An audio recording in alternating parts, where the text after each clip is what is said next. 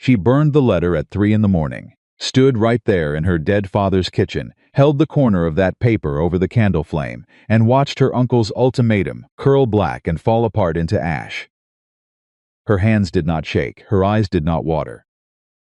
She had already done her crying, done it for 3 weeks straight, after they lowered her father into the ground, and now there was nothing left inside her chest but something cold and sharp and absolutely certain.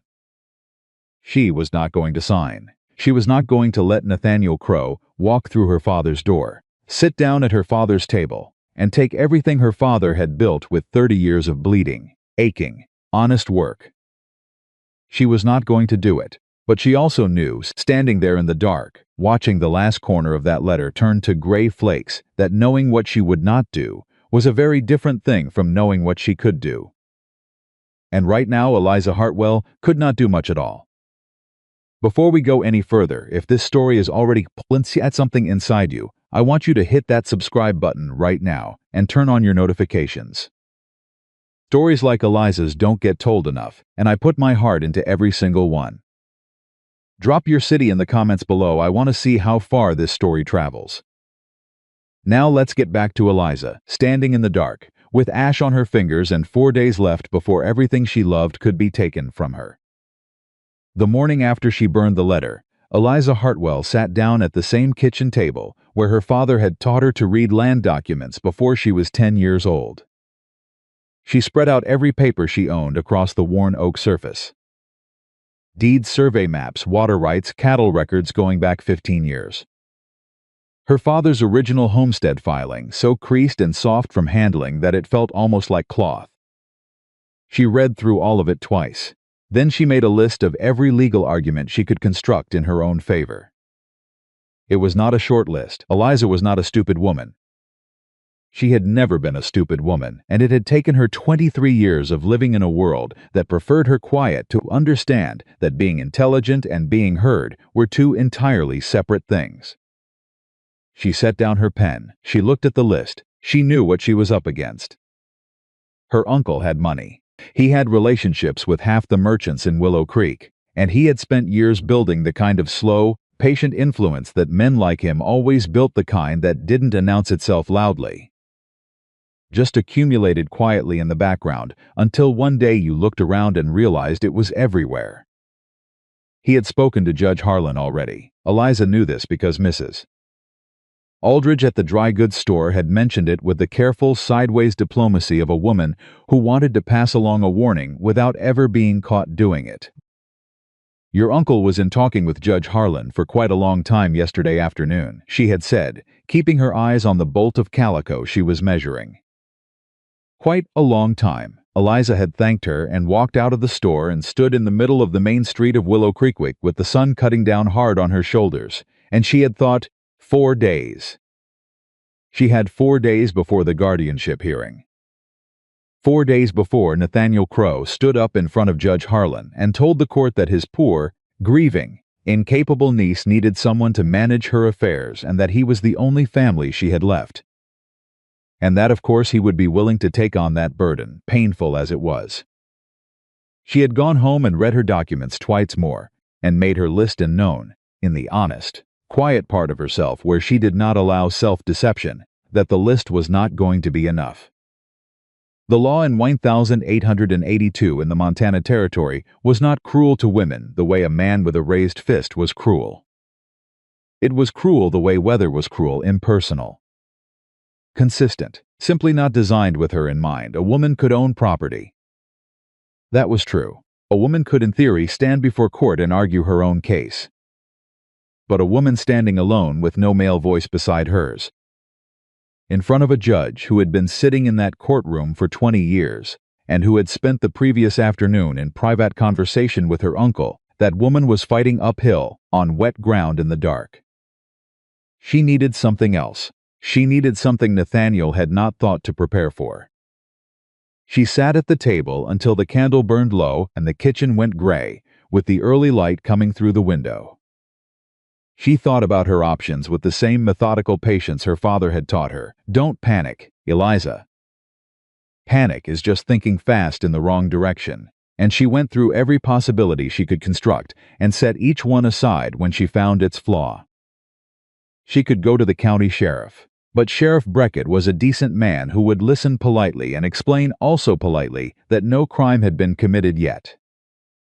Her uncle had made threats. He had filed a legal petition. None of that was a crime. She could ask Reverend Morse to speak on her behalf. But Reverend Morse was 70 years old, and his voice carried no legal weight whatsoever. And besides, he had already told her privately that he did not think it wise for a young woman to be living and working a ranch on her own. He meant it kindly. She had thanked him and left. She could contact her father's old business partner, James Whitfield, in Billings. But Whitfield was 2 days' ride away, and the hearing was in 4 days, and even if she sent a telegram tonight, there was no certainty he would come, and she was not going to build her entire defense on a maybe. She sat with the gray light growing around her, and then she thought of Colton Reeves. She sat with the thought for a long time before she allowed herself to take it seriously. Because it was, she understood that clearly, a desperate idea. The kind of idea that you only arrive at when you have eliminated everything else. Colton Reeves owned Lone Creek Ranch, 11 miles northeast of town, in the open grassland country where the foothills began to soften toward the valley. He had owned it for going on 8 years, running cattle and keeping to himself with a consistency that people in Willow Creek had long since stopped finding mysterious and simply accepted as his nature. He came into town for supplies maybe once a month. He did his business quietly. He paid what he owed, asked for nothing, and left. People said various things about him in the way that small towns always have opinions about the people they don't fully understand. They said he was cold. They said something had happened to him before he came to Willow Creek, some loss or some bitterness, and that he had never recovered from it. They said he had no use for people in general, and less use for women in particular. Though nobody could point to any specific evidence of this, it was more the kind of assumption that attached itself to a quiet man, because his quietness made people uncomfortable, and discomfort always needed an explanation. But there were 2 things that nobody disputed about Colton Reeves. The first was that he was honest, not politely honest. Not strategically honest. Honest the way a stone wall was solid, not because it was trying to be, but because that was simply what it was made of. A man could go to Colton Reeves with a handshake deal and sleep well that night, and everyone in the county knew it. The second was that Nathaniel Crow had tried twice to involve Colton in one of his land arrangements, and Colton had turned him down both times with a flatness that had apparently left Nathaniel flustered in a way he didn't know how to handle. Nathaniel was a man who was very good at managing other people's perceptions of him. And Colton Reeves was a man who simply did not care about anyone's perceptions of anything, which made him, Eliza understood, nearly impossible for someone like her uncle to maneuver around. She stood up from the table. She did not let herself think too hard about what she was about to do, because she understood herself well enough to know that if she thought too hard, she would talk herself out of it. And she could not afford to talk herself out of anything right now. She went to her room. She packed a small bag, her father's most important documents, wrapped in oilcloth, tucked at the bottom, a change of clothes on top, the small amount of cash she kept hidden under the floorboard beneath the wardrobe. She went to the barn and saddled her mare in the dark, talking quietly to the animal the way her father had always talked to horses, low and steady, like you were explaining something rather than commanding. She rode out before sunrise. The land was still black and cool when she left, and she rode through the dark with the documents pressing against her hip through the side of the bag, and she thought about her father, not the grief of him being gone.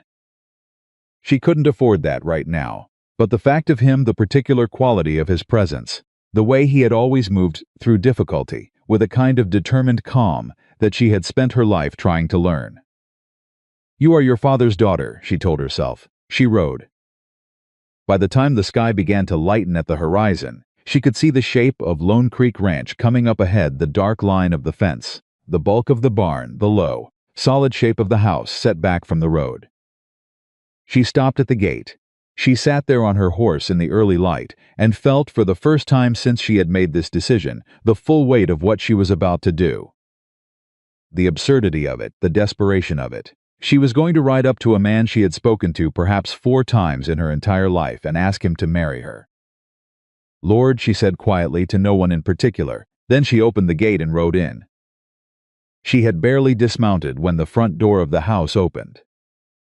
Colton Reeves stepped out onto the porch. He was a tall man, broad across the shoulders in the way that came from actual work rather than performance, with dark hair gone gray at the temples and a face that would have been handsome if it had ever learned to arrange itself into an accessible expression.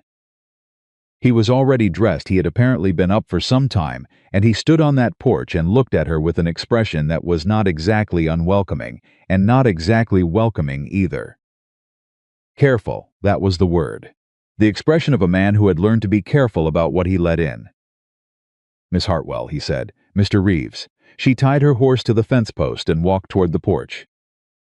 Her heart was moving fast, but her stride was not, and she was grateful for that small mercy. "I apologize for coming at this hour. Sun's up," he said, which was true, barely. "You want coffee?" Yes, thank you." She followed him inside.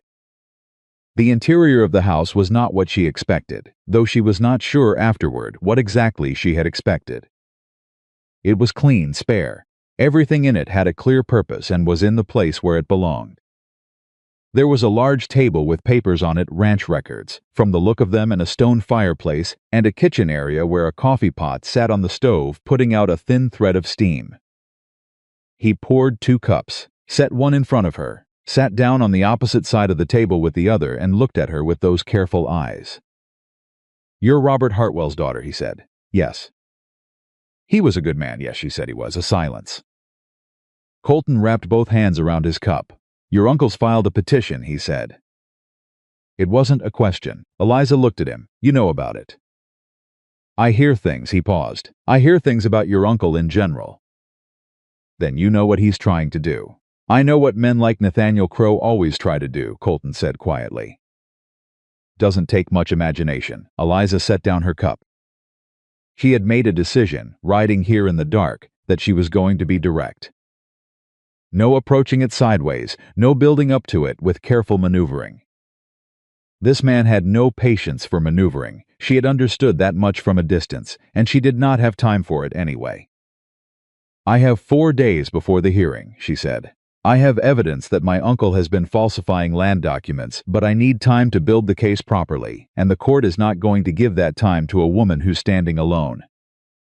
My uncle has influence with Judge Harlan. He has witnesses prepared. He has a story built that makes me sound incapable and grieving and unable to manage my own affairs. And the unfortunate thing is that some of what he says will land credibly because I am grieving and I am." She paused, made herself be honest, frightened. And frightened and grieving look like incapable to a court that's already inclined to see it that way. Colton was watching her, not with pity, with attention. "What I need," Eliza said, "is a husband. Someone whose name beside mine in a legal document changes the calculation. Someone my uncle cannot buy, cannot pressure, and cannot manage." She looked at him straight. "Someone whose honesty nobody in this county would question." The silence that followed was the longest 11 seconds of Eliza Hartwell's life. Colton Reeves looked at her across the table. His expression had not changed exactly, but something behind it had shifted. Some internal adjustment she couldn't quite read. "You're asking me to marry you," he said. "I'm asking you to enter into a legal marriage with me for the purpose of protecting my legal standing before the court. I'm aware of how it sounds. I'm aware that it's an extraordinary thing to ask of someone." She kept her voice level. "I'm also aware that I have very few choices left and that you are, based on everything I know about you, the right person to ask." Another silence. "Why me specifically?" he said. "There are other men in Willow Creek."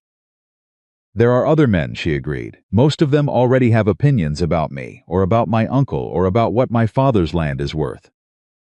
Most of them can be influenced. You can't." She paused. "Also, you turned my uncle down twice already. He won't have a script for this." Something moved through Colton's expression.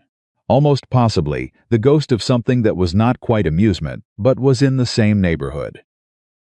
"You've thought this through," he said. "I've been thinking since 3 this morning." He looked down at his coffee, looked at the papers on the table. Looked back at her. What happens after, he said. After the hearing, we discuss the terms. I have the ranch. I intend to keep working it. I would not make claims on yours. She folded her hands on the table. I would want a clear and honest agreement about what this marriage is and what it isn't. I think that's fair to both of us, and if I say no? The question landed quietly. Eliza looked at him and did not let herself look away. Then I go home, she said. I fight as best I can on my own. And I probably was quiet. Eliza waited. Outside, a morning bird started up somewhere near the barn, a clear, high sound in the early light. Yes, Colton said, just the one word, no preamble. No list of conditions, no demand for more explanation. Just yes. Eliza stared at him. That's you're certain, she said, and hated herself immediately for giving him the opportunity to reconsider, but she couldn't help it. The word had landed so cleanly, so quickly, that her mind could not immediately arrange itself around it. I said yes, Colton said. I don't generally say things I don't mean. No, she managed. No, I don't suppose you do. He stood up. Refilled his coffee cup. Set the pot back on the stove with the same unhurried deliberateness he apparently brought to everything. Town judge performs marriages, he said without turning around. We can ride in this morning. Get it done before your uncle hears about it. Yes, Eliza said, that would be yes. He turned back to face her. And for just a moment, a brief, unguarded moment, she saw something cross his face that was not quite the careful blankness he wore like a second skin. Something older, something that had been sitting in him for a long time. Nobody should have to lose what's theirs, he said quietly, because they didn't have anyone in their corner. Then the expression settled back into its usual steadiness, and he picked up his hat from the hook beside the door. We should get moving, he said. Eliza stood. Picked up her bag, felt the weight of her father's documents against her hand through the oilcloth. Mr. Reeves, she said. He paused the door. Thank you, she said. He looked at her for a moment. Then he nodded once and held the door open. They rode into Willow Creek as the town was waking up, smoke beginning to curl from chimneys, the clang of the blacksmiths starting early misses. Aldridge turning her sign in the window of the dry goods store. People noticed. Of course people noticed. Willow Creek was not a large town, and Colton Reeves riding in beside a woman was unusual enough to pull eyes, and when they stopped in front of Judge Emmett Pearson's office, Judge Pearson handled county civil matters. Judge Harlan handled the circuit court hearings. The small cluster of men outside Dawson's Hardware turned to look. Colton dismounted, came around without being asked and offered his hand to help Eliza down. She took it, firm grip, warm, let go the moment she was steady on the ground. He held the door to Pearson's office open. Inside, behind a desk stacked with papers and ledgers, Judge Emmett Pearson looked up over his reading spectacles at the two people who had just walked through his door at 7:45 in the morning. Colton Reeves, he said, with the tone of a man who had long since given up being surprised by anything. Judge Pearson. Colton set his hat on the edge of the desk. We'd like to get married. Pearson looked at Eliza. Looked back at Colton, pushed his spectacles up his nose. That's so, he said. Yes, sir, Colton said. I'll need the ladies. Eliza Margaret Hartwell, Eliza said, Robert Hartwell's daughter. Born here in Willow Creek, September 14th, 1859. Pearson wrote it down. He was a careful man who liked to do things properly, and he moved through the paperwork with an attention to detail that under other circumstances Eliza might have appreciated more. As it was, she stood beside Colton in the small, paper-filled office and watched the morning light come through the single window, and tried to understand that this was real, that she was actually doing this. That in approximately 12 minutes she would be legally married to a man she had spoken to, perhaps 5 times in her life. Colton stood still beside her. He did not fidget, he did not look uncomfortable. He looked exactly as he always looked, contained. Present, like a man who had made a decision and was simply carrying it out. All right, Judge Pearson said, setting down his pen and standing. Shall we proceed? They stood in front of the judge's desk. The window light fell across the floor between them. "Do you, Colton James Reeves, take this woman as your lawful wedded wife?" "Yes," Colton said, without waiting for the end of the sentence. Judge Pearson blinked. Eliza felt something loosen in her chest that she hadn't known was clenched. To have and to hold. From this day forward, Pearson finished, clearly a man who intended to complete the sentence he had started. For better, for worse, for richer, for poorer, in sickness and in health, until death do you part. "Yes," Colton said again, "and do you, Eliza Margaret Hartwell, take this man as your lawful wedded husband?" "I do," Eliza said. Her voice was steady. She was grateful for that. Pearson looked between them. "Rings?" he said. "No," Colton said. "Just the document." Pearson wrote the certificate out by hand, in his careful, precise script, and signed it, and pressed his official seal to the bottom of it, and handed it across the desk. Colton took it, looked at it for a moment, handed it to Eliza. She looked down at the paper, the ink still slightly wet. Her name and Colton's name together in Pearson's careful handwriting, and the date and the seal. "Legal, real, done. Congratulations," Pearson said, in the tone of a man who was not entirely sure congratulations was the right word but was going to say it anyway because it was the customary thing. "I trust the county business regarding the Hartwell estate will be proceeding through the proper channels." "It will," Eliza said. "Good." Pearson sat back down. "Good, you can see yourselves out." They walked out into the morning street. The sun was fully up now, the sky gone from gray to a clean, sharp blue.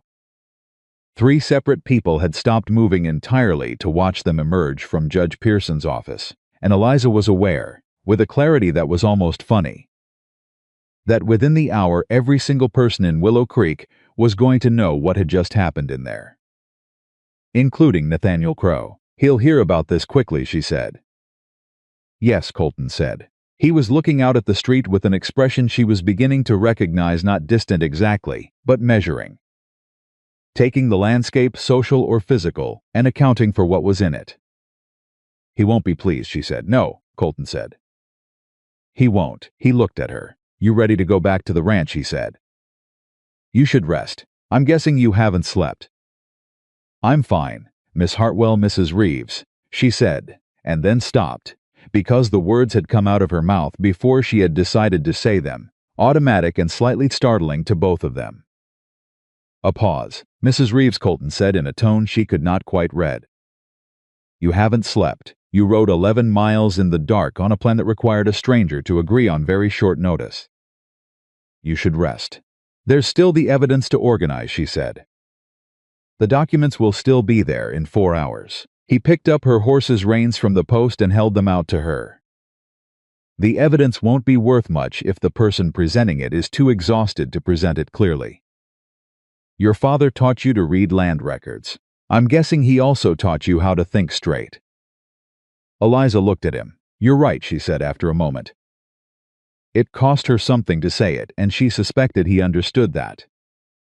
He nodded. Just once. They rode out of Lone Creek side back toward Lone Creek Ranch, while behind them the town's morning conversations were just beginning to include their names. At the edge of town, where the road curved around a stand of cottonwoods and the buildings fell away behind, Eliza allowed herself to look down again at the marriage certificate. Folded now, and tucked into the front pocket of her bag where she could feel it with her hand. Paper and ink and a seal, the most unlikely protection she had ever held. She thought about her uncle waking up this morning, confident, starting his day with the comfortable certainty of a man who believed he had already won. She thought about the moment he was going to hear what had happened in Judge Pearson's office this morning. She thought about Colton saying yes before the sentence was finished. Nobody should have to lose what's theirs, because they didn't have anyone in their corner. She looked sideways at the man riding beside her, steady in the saddle, looking ahead, quiet as he always was, and she thought, "Who are you, really? Colton Reeves?" She didn't know, but she had 4 days to find out. And somewhere in those 4 days, the shape of everything between them was going to be decided, not just what this marriage was, but what it might become. Not just whether she could hold on to her father's land, but whether she could hold on to herself in the process. The horses moved steadily through the morning grass. The sky stretched out ahead of them, wide and clean and full of all the things that hadn't happened yet. They were halfway back to Lone Creek Ranch when Eliza heard the horse behind them.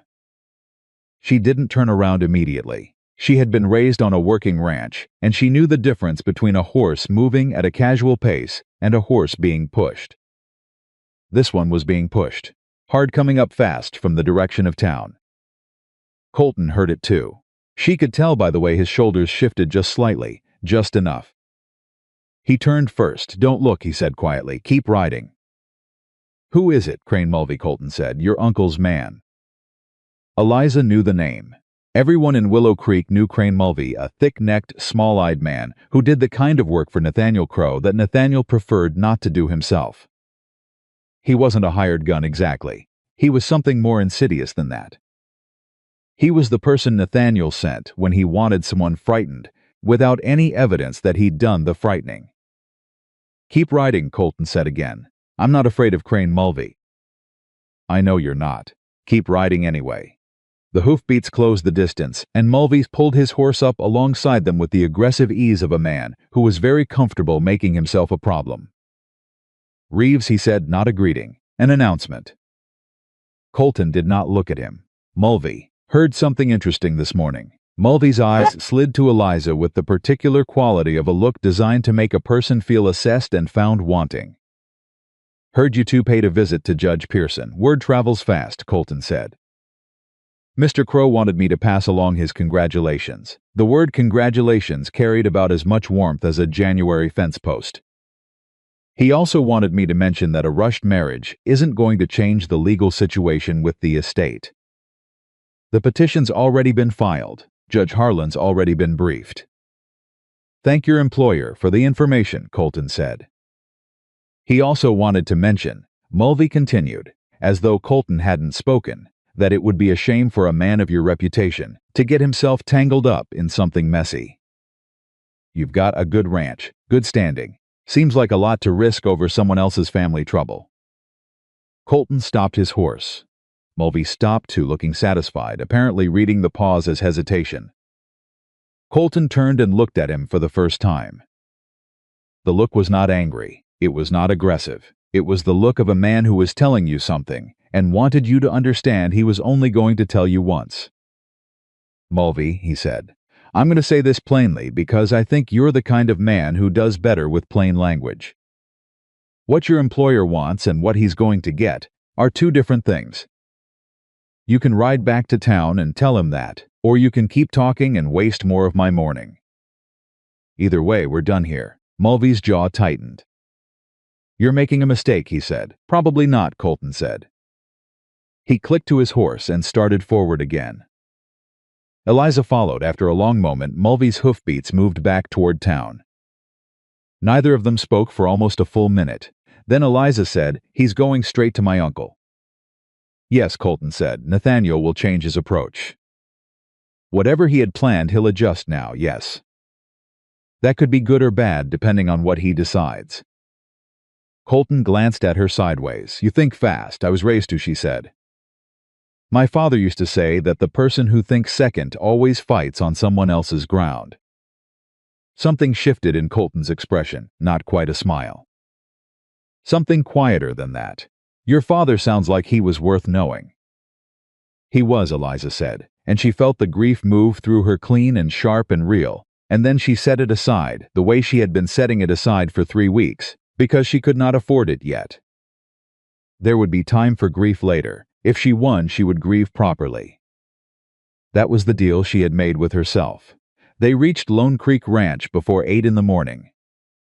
Colton showed her to a room at the end of the hall, spare, clean, a bed with a wool blanket and a window that looked out toward the east pasture.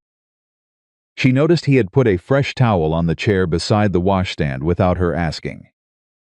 "Sleep," he said from the doorway. "I'll wake you at noon." "The documents, I'll look at them while you sleep," he said. "You showed me which bag they're in?" She had. On the ride back, she had pointed to the oilcloth parcel in the side pocket of the saddlebag, explained quickly what each document was, which ones mattered most and why. "You'll understand them?" I've been reading land records since I was 18 years old, Colton said. Get some sleep, Mrs. Reeves. There was that name again, coming from his mouth in that quiet, matter-of-fact way, like it was already something real. She looked at him standing in the doorway, this strange, steady man who had turned her world over in the space of one morning, by saying a single word, and she didn't know what to say. Thank you, she said again. It felt insufficient, but it was what she had. Stop thanking me, he said, not unkindly. Get some sleep. He pulled the door closed. She sat on the edge of the bed and felt the exhaustion hit her all at once, the way it always did when the urgency stepped back for a moment. And she thought, "What have you done, Eliza?" Then she thought the right thing, the only thing. She lay down on top of the blanket, still in her riding clothes, and was asleep in under 3 minutes. She woke to voices, not loud, not arguing, but voices in the front room of the house, and something about the quality of them pulled her up through sleep fast, the way she had always been able to wake quickly when something needed attending to. Her father used to say she slept like a ranch hand, which he had meant as a compliment. She was on her feet and at the door before she was fully awake. Through the slight gap she could see into the front room. Colton was at the table with her documents spread before him, but he was no longer alone. Across from him sat a man she didn't recognize, immediately older, heavyset, with a gray beard and a careful way of holding himself that suggested someone accustomed to rooms where decisions were being made. And beside that man, standing rather than sitting, was someone she did recognize. Chester Finley, her uncle's attorney. Her hand found the doorframe. Finley was a narrow man in an expensive suit, who had the particular quality of a person whose intelligence was deployed entirely in service of whoever was paying him. He was not dishonest exactly. He was precisely as honest as the situation required, and not a degree more. Mr. Reeves, Finley was saying, I want to be clear that I'm not here on behalf of any adversarial interest.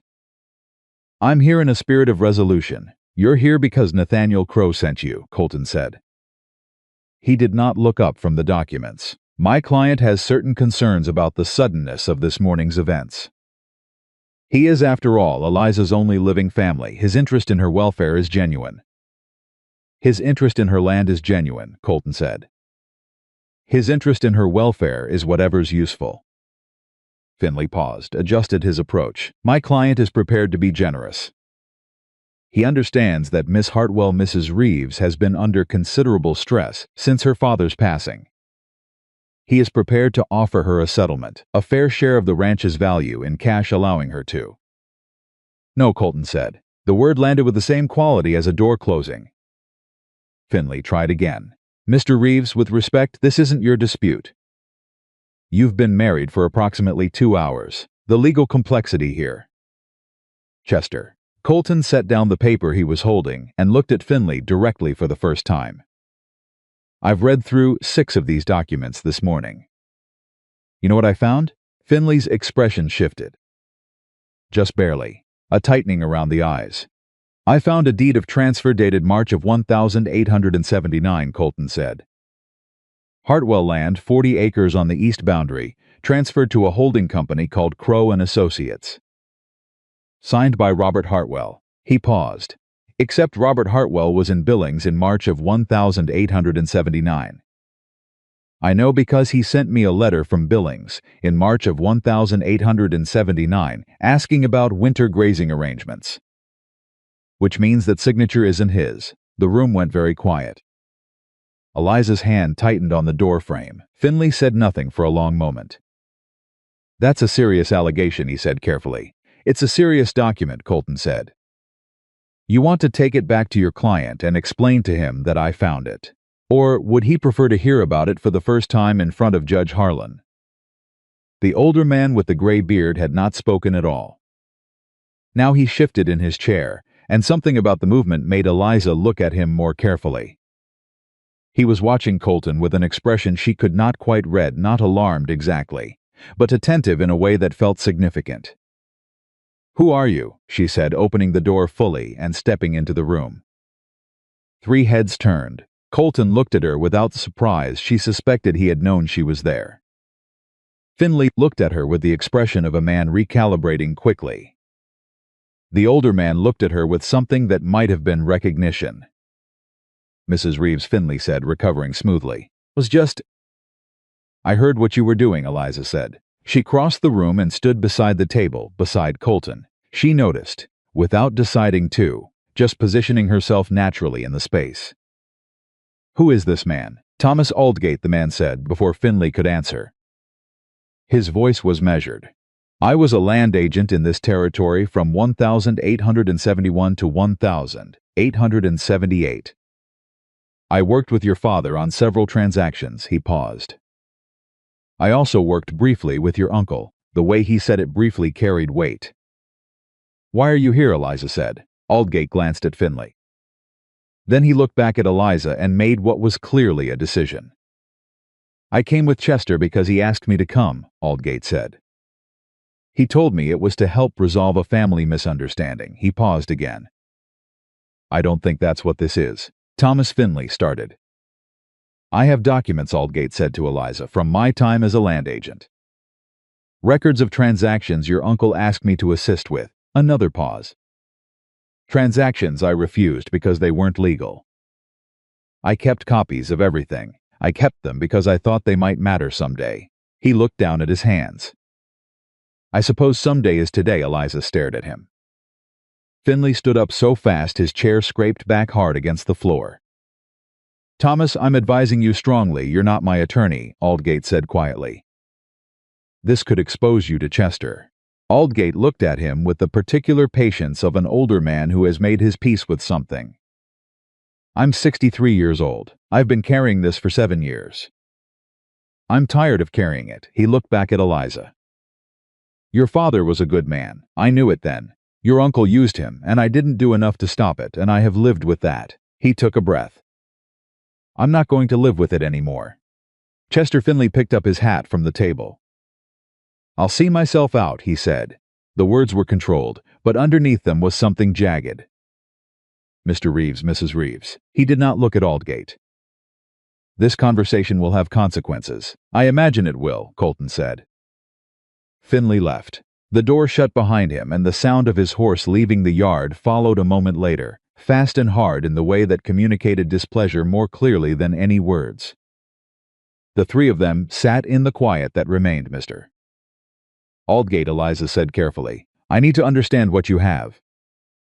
All of it. Yes, Aldgate said, I know. He reached into the interior pocket of his coat and produced a folded packet of papers. Set them on the table. Looked at her. Your uncle started in 1876, he said. That's as far back as I can document directly. He was using a variation of what they call a ghost transfer, creating paperwork that mimicked legitimate transactions, getting it filed through agents who didn't look closely enough, or who were paid not to. He didn't take the land outright. He was smarter than that. He transferred portions, small ones, 40 acres here, 20 acres there, always to holding companies that existed on paper but had no real presence. Then the holding companies sold to real buyers, and by the time anyone questioned it, the chain of paperwork was long enough that tracing it back required the kind of sustained attention that most county courts don't have time for. He paused. How many families? Colton asked. Aldgate looked at the table. That I know of directly? 6, but there were others I suspected. I didn't have documentation for those. 6 families, Eliza said. Yes, she thought about 6 families. 6 sets of people who had built something, cleared land, worked it, lived on it, maybe buried people they loved on it and had pieces of it quietly carved away. 6 sets of people who had probably never understood exactly what happened. We need to get you to the courthouse, she said. We need to get your statement on record before the hearing. I know, Aldgate said. That's why I'm here. I came with Chester thinking it was well. It doesn't matter what I thought. I'm here now and I know what I need to do. He looked at Colton. You found the March 1879 deed yourself, he said. This morning, Colton said. 2 hours with the documents. Aldgate nodded slowly. You would have found the others too. There are 3 more in that stack, if I'm right about what Nathaniel kept doing. He gestured toward the papers. May I? Colton pushed the documents toward him. Aldgate went through them with the efficient hands of a man who knew exactly what he was looking for. Within 4 minutes, he had extracted 3 additional papers and laid them out in a row. "Here," he said, "here and here." He tapped each one. "Same pattern, Ghost Holding Company." Signature that doesn't match Robert Hartwell's other signatures. Look at the way the R is formed. It's different every time a forger does it, because they're working from memory rather than habit. He looked at Eliza. "Your father signed his name the same way every single time for 30 years. The muscle memory of it. These signatures don't have that." Eliza looked at the papers, at her father's name, not her father's name, written in a slightly wrong hand, on documents that had been filed and recorded, and had been sitting in official county records for years, doing their quiet damage. She felt something rise in her chest that was not grief and not anger, but some compound of both, older and harder than either. "He did this while my father was alive," she said. "Yes," Aldgate said, "my father trusted him, I know." She was quiet for a moment. Then she said, with a steadiness that surprised her, "All right. We have 4 documents with forged signatures. We have your testimony about the broader pattern. What else do we need?" Colton leaned back in his chair and looked at her. "The ledger." She looked at him. "What ledger?" Aldgate mentioned payments, Colton said. He looked at the former land agent. "You said you kept records of transactions you refused. Did that include payment records, evidence of money changing hands?" Aldgate hesitated. This was a different kind of hesitation than before, not moral but tactical. He was calculating something. "There was a ledger," he said slowly. "Kept by a man named Harwick, Joel Harwick. He was another land agent, worked this territory same time I did. He handled more of the actual transactional side than I did. He kept meticulous records. It was actually a professional habit with him. He recorded everything. He didn't know what Nathaniel was doing at first. By the time he understood, the records he'd kept had become evidence against his own involvement, and he was frightened." "Where is he?" said.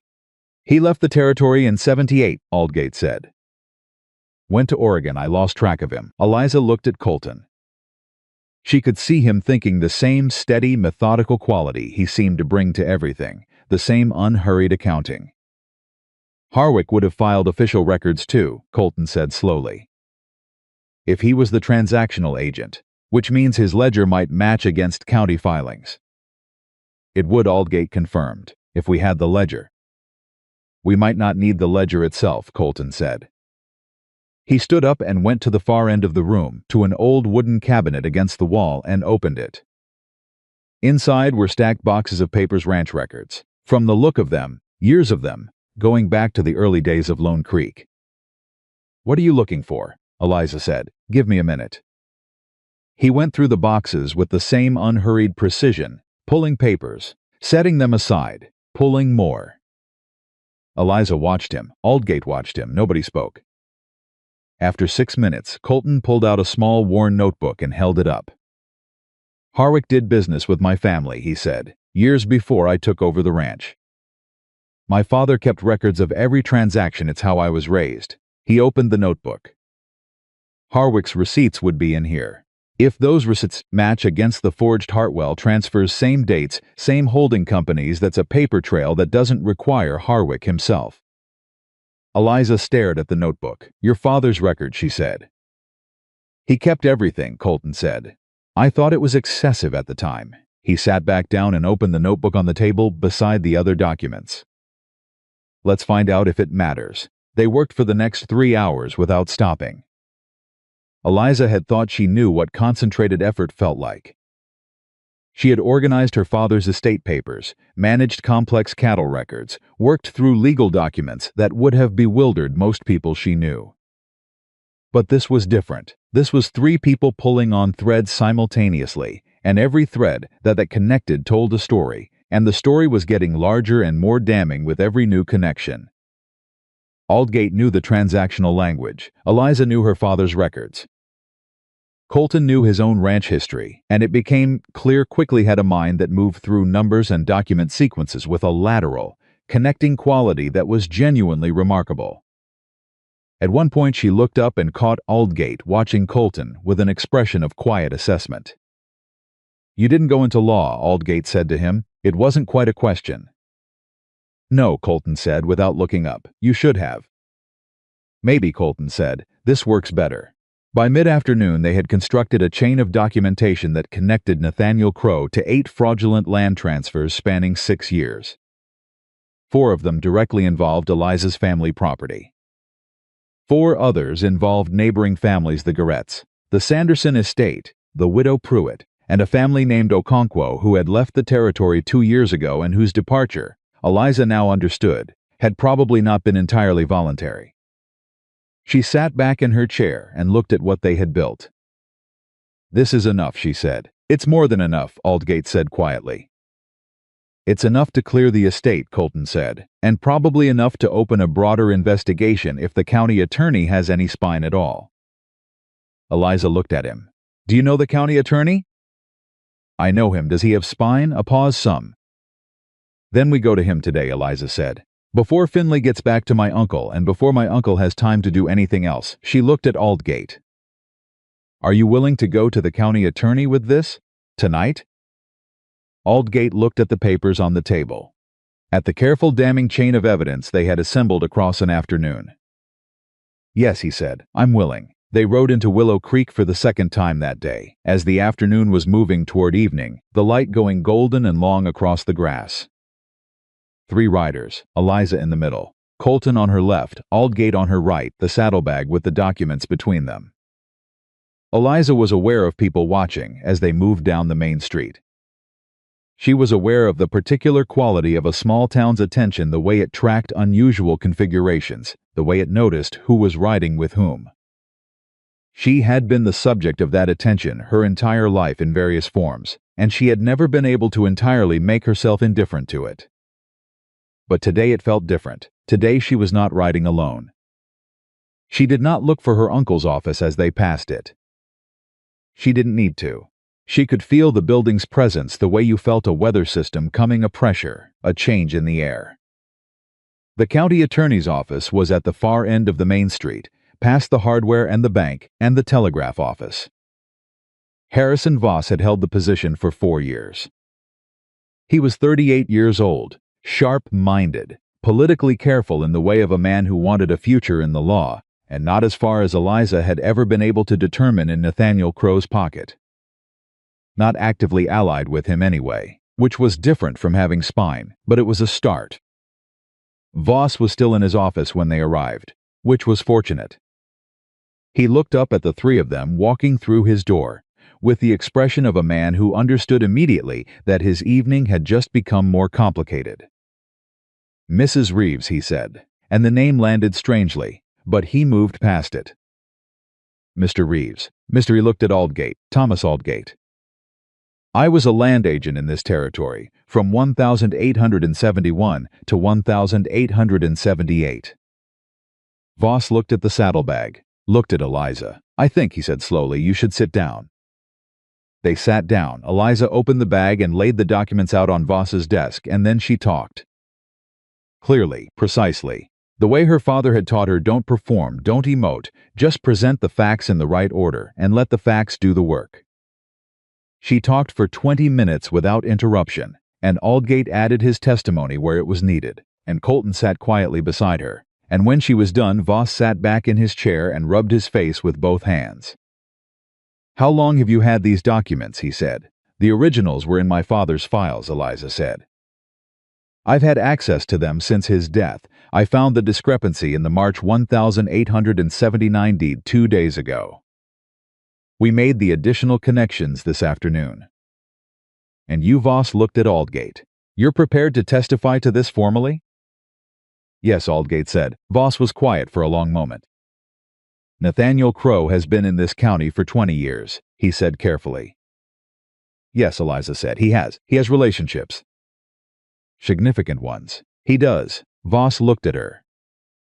He was doing the calculation she recognized, the calculation of risk, of what it would cost him to act, and what it would cost him to not act. She watched him doing it, and kept her expression level and waited. This evidence, he said finally, if it's what you say it is.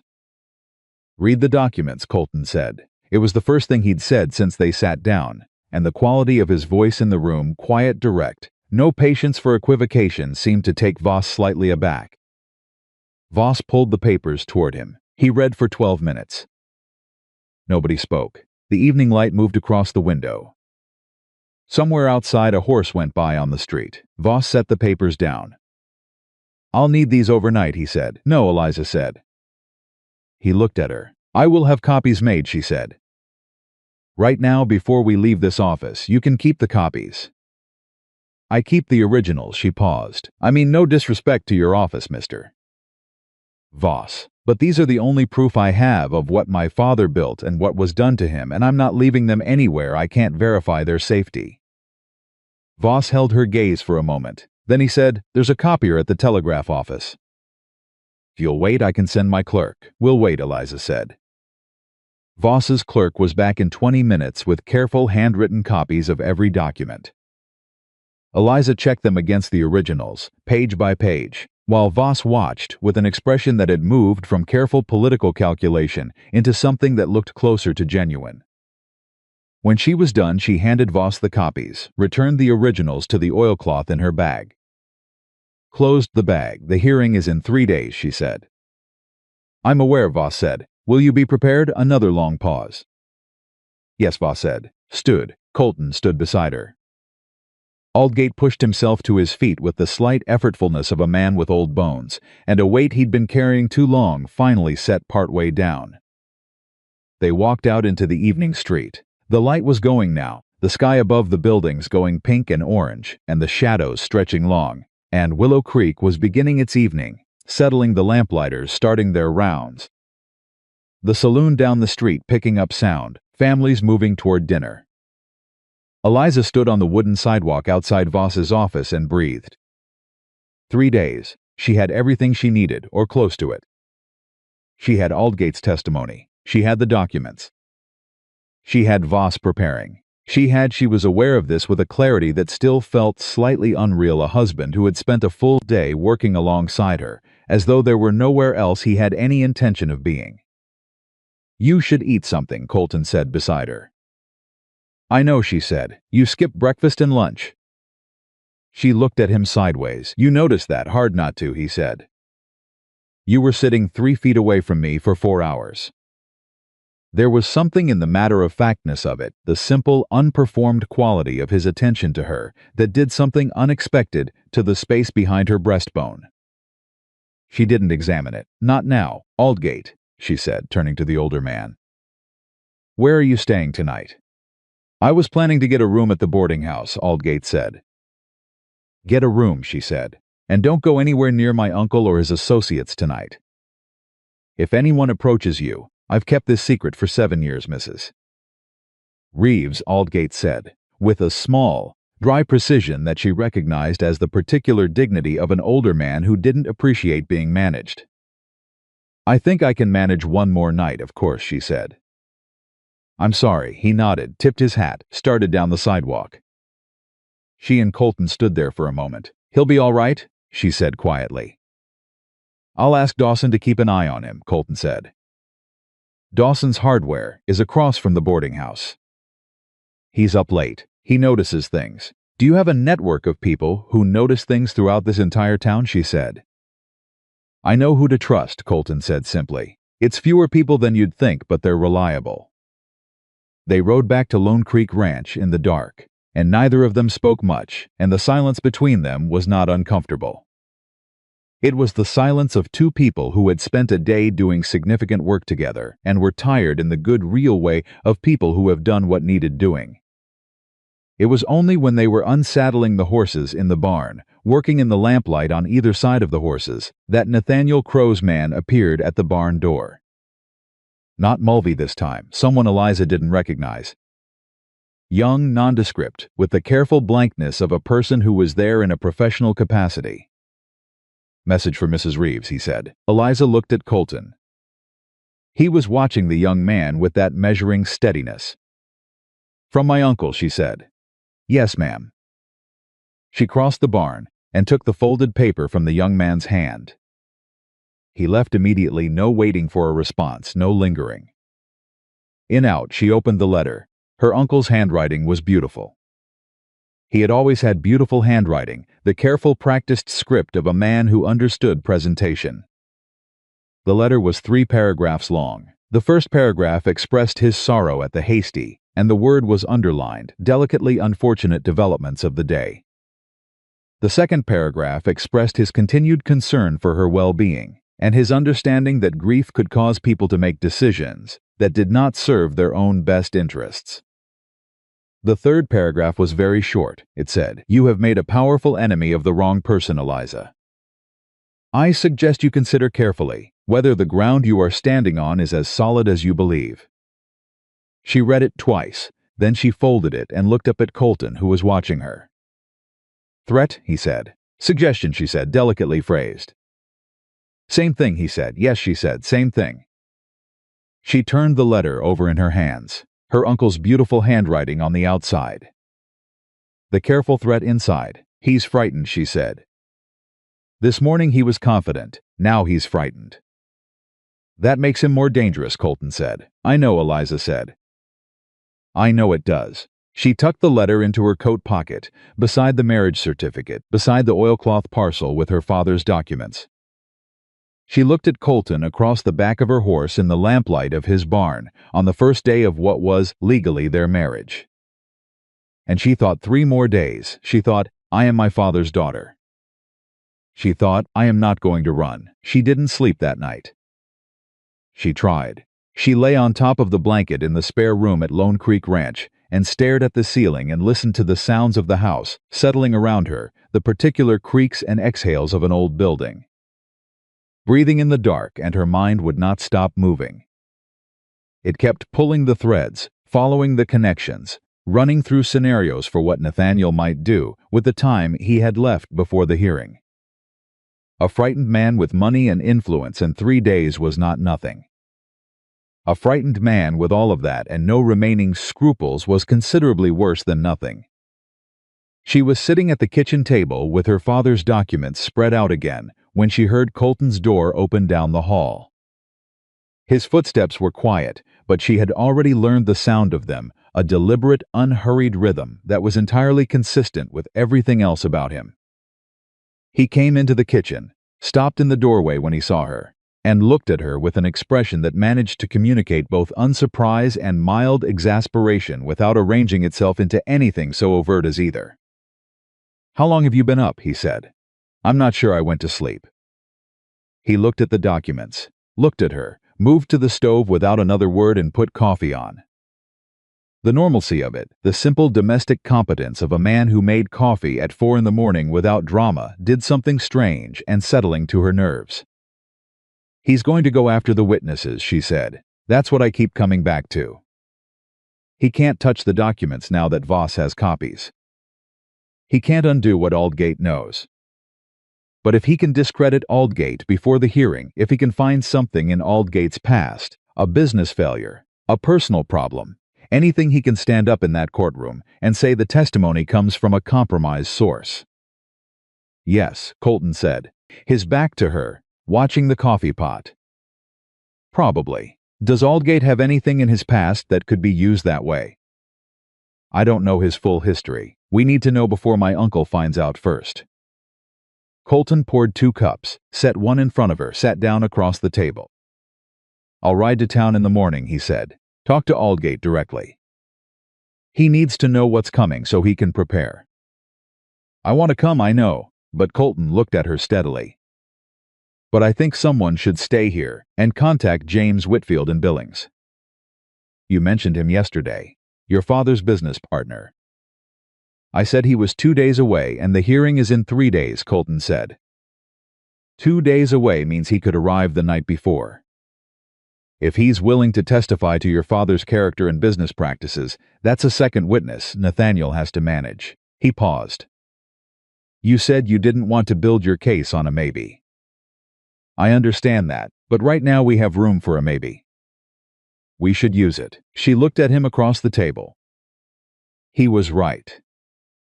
She knew he was right, which was a slightly uncomfortable sensation, because she had spent 3 weeks being the only person in any room who was thinking clearly. and having someone match her step for step was she didn't have a word for it yet. Steadying, disorienting, both at once. All right, she said.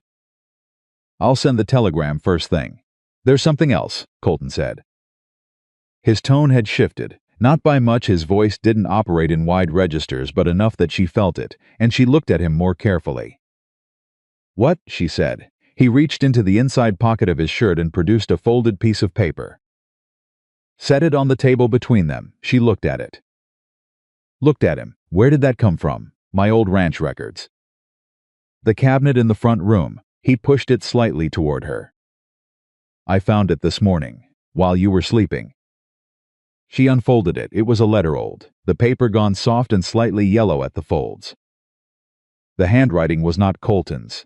It was a woman's hand, she thought, or perhaps a man who had learned to write from a woman, something in the particular formation of the letters, suggesting someone who had been carefully taught. She read it twice. Then she set it down and looked at Colton. This is your mother's letter, she said. Yes. She wrote this to the land agent who handled your family's ranch. She looked at the date at the top of the letter. In 1874. Yes, she was appealing to him, asking him to. Eliza stopped. Read the relevant passage again. She was asking him to correct an error in a transfer document. A transfer of 40 acres of Lone Creek land, she looked up. To a holding company called Western Grazing Associates. Yes, Colton said. His voice was entirely level. His hands, she noticed, were very still around his coffee cup. Colton, she was choosing her words carefully now.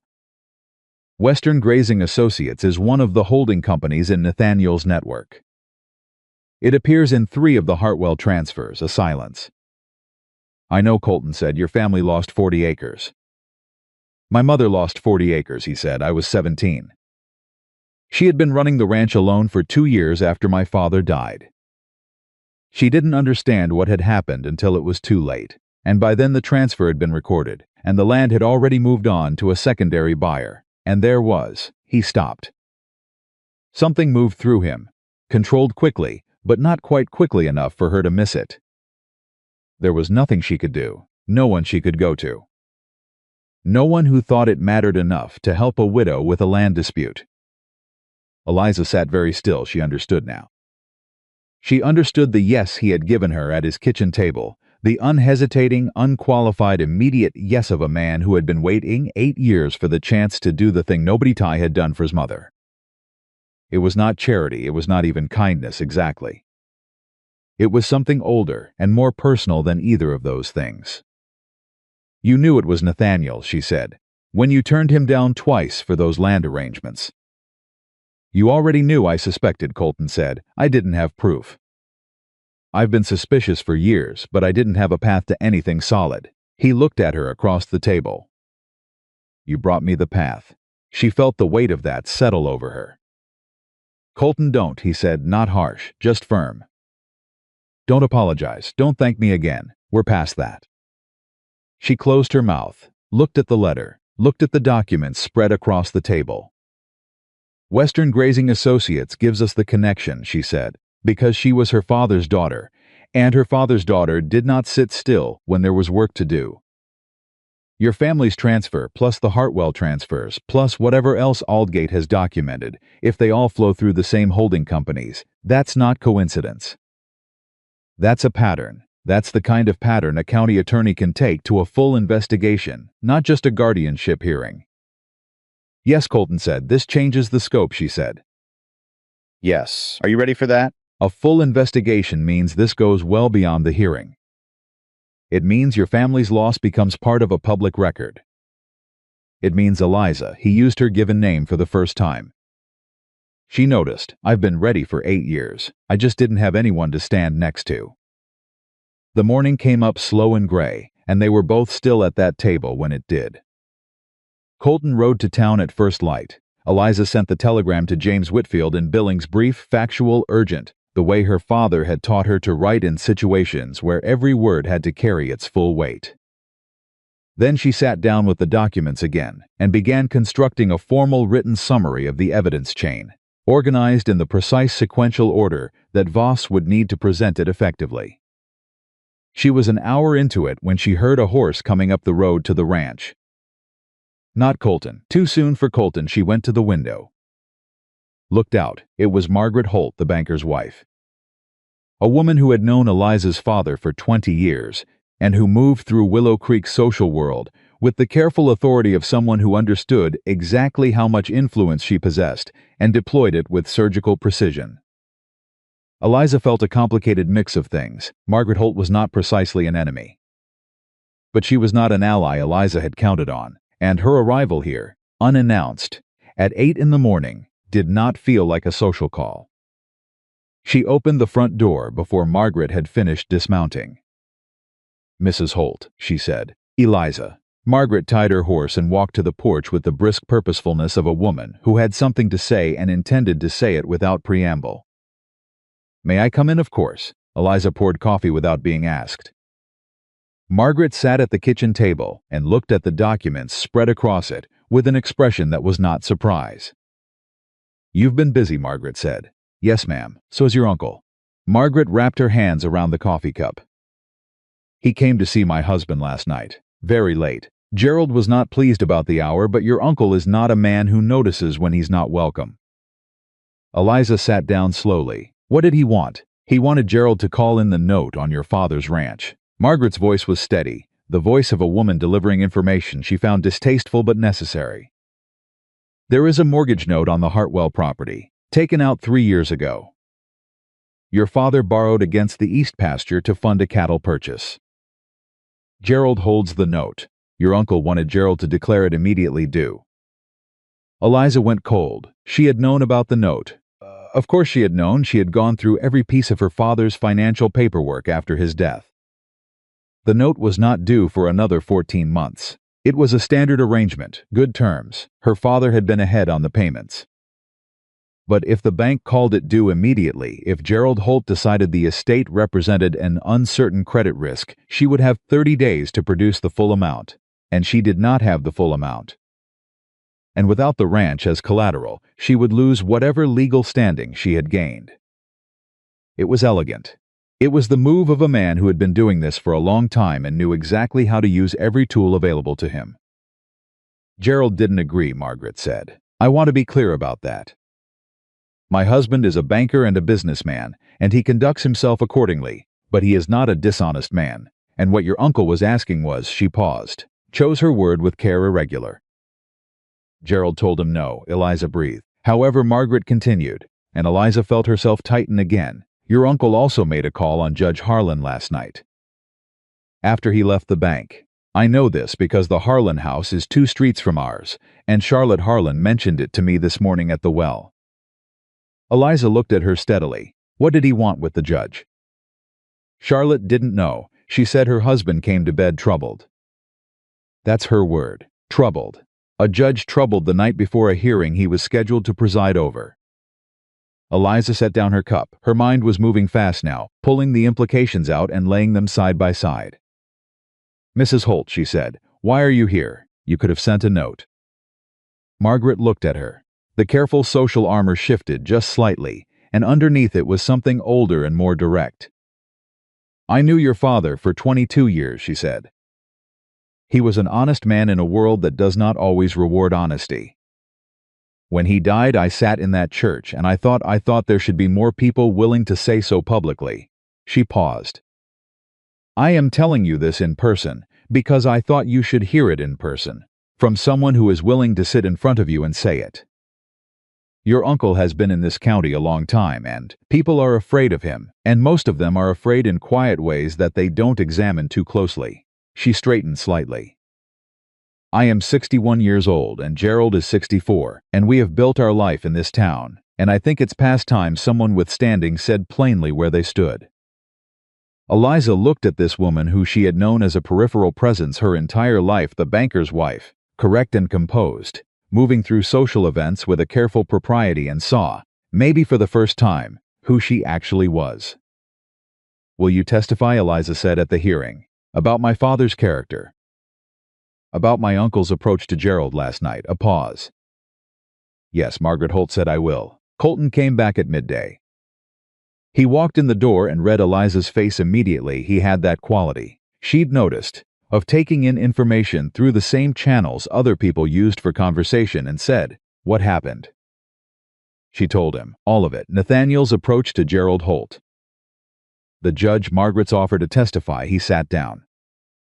Was quiet for a moment. The judge, he said, yes. Harlan's been on that bench 20 years, Colton said. He's not a corrupt man, but he's a careful one. If your uncle applied pressure, he might look for a reason to dismiss before it gets to testimony, Eliza said. A procedural issue, a question about the validity of some filing. Or he recuses, Colton said. She looked at him. If Harlan recuses himself, Colton continued slowly, the case goes to the circuit judge out of Billings. Judge Carmody. He looked at her. I know Carmody. He has no relationship with your uncle. How do you know Carmody? Cattle dispute 4 years ago. Boundary question with a neighbor. Carmody handled it. Colton paused. He's a fair man. More than fair. He doesn't like local influence in his courtroom. Eliza was thinking, if my uncle pressured Harlan, she said, and we can demonstrate that pressure even suggested we could request the recusal ourselves. Before the hearing starts. Force the issue. It's a risk, Colton said. If Harlan feels accused of something he didn't actually agree to do, he could take it badly. A judge who feels his integrity's been questioned doesn't always respond the way you'd hope. What's the alternative? Let Harlan preside with my uncle's conversation sitting in the room with him. No, Colton said. No, I'm not saying that. They looked at each other. We need to know what Nathaniel actually said to him, Eliza said. Before we decide. Yes, can you talk to Harlan directly? A pause. I can try. Harlan and I aren't close, but we have a professional history. He's bought cattle from me twice. He's a man who respects a direct approach. Then go, she said. Colton stood up, picked up his hat. While you're gone, Eliza said, I'll finish the written summary for Voss. And I need to look at whether there are any other documents in your cabinet that reference Western Grazing Associates or any of the other holding companies. He was already at the door. Colton, he stopped, turned. Be careful what you say to Harlan, she said. We can't afford to make an enemy of him if we don't have to. I know how to talk to judges, Colton said. She almost smiled. I'm beginning to understand that you know how to do most things. Something passed through his expression, not quite the ghost of amusement she'd seen before, but something in the same direction, something warmer. Then he put his hat on and left. She was deep in the cabinet, had gotten all the way to a box of records from 1,875 when she found it. She almost missed it. It was tucked inside a ranch ledger from 1,876, folded small, the kind of paper that gets pressed between pages, not because it belongs there, but because someone put it somewhere temporarily, and then forgot it. She opened it, read it again. It was a receipt. A payment receipt formally written from Western Grazing Associates. Dated July 1876. For a land transaction. And the signature at the bottom. She'd been looking at Nathaniel Crow's signature in fraudulent documents long enough to know its sight. Now was unmistakably his. Not a holding company representative, not a subsidiary name. Nathaniel Crow, his own hand, his own signature, signing a payment receipt that connected him personally and directly to Western Grazing Associates. Every other document in their chain connected Nathaniel through layers, through agents, through company names, through secondary records. This was direct, first person, signed. She sat on the floor of the front room with the receipt in her hands and understood that she was holding the single most important piece of paper in their entire case. This was not a document that could be explained away as an indirect association. This was Nathaniel Crow's signature on a Western Grazing Associates document. The same Western Grazing Associates that had accepted fraudulent transfers of both Hartwell land and Lone Creek land. He had been careful for years, and this one receipt, one piece of paper tucked into someone else's ledger and forgotten, had undone all of it. She stood up, checked the time. Colton had been gone an hour. She went back to the table and laid the receipt beside the other documents and looked at it and felt something move through her that was not triumph. Triumph felt too easy. Too uncomplicated for what this was, but something adjacent to it. Something with more weight. The particular satisfaction of someone who has believed something was true for a very long time and has finally held the proof in their hands. "You should have been more careful, Uncle." She heard hoofbeats. Dude went to the window. Colton was back, but he was not alone. Riding beside him was a man she had never seen younger, perhaps 30, with the careful professional dress of someone who worked in an office and the slightly urgent posture of someone who had been told to hurry. She met them at the door. "This is Daniel Preswick," Colton said, dismounting. "He works for Judge Harlan." Preswick was already off his horse, already reaching into his coat. "Mrs. Reeves," he said, "Judge Harlan asked me to bring this to you personally." He held out an envelope. She took it, opened it. The letter inside was short. 4 sentences in an old man's careful script, Mrs. Reeves. "I have this morning received information that creates a conflict in my ability to preside over tomorrow's hearing without the appearance of partiality. I am therefore recusing myself from the matter and requesting that Circuit Judge Carmody preside in my place. Judge Carmody has been notified and has agreed. I hope this action reflects my continued commitment to the integrity of this court." She read it twice, then she looked up at Colton. "Harlan recused himself," she said. "I know," Colton said. He had clearly already read it. "Voluntarily, before I even had the chance to raise the issue." "What did you say to him?" Colton looked at her steadily.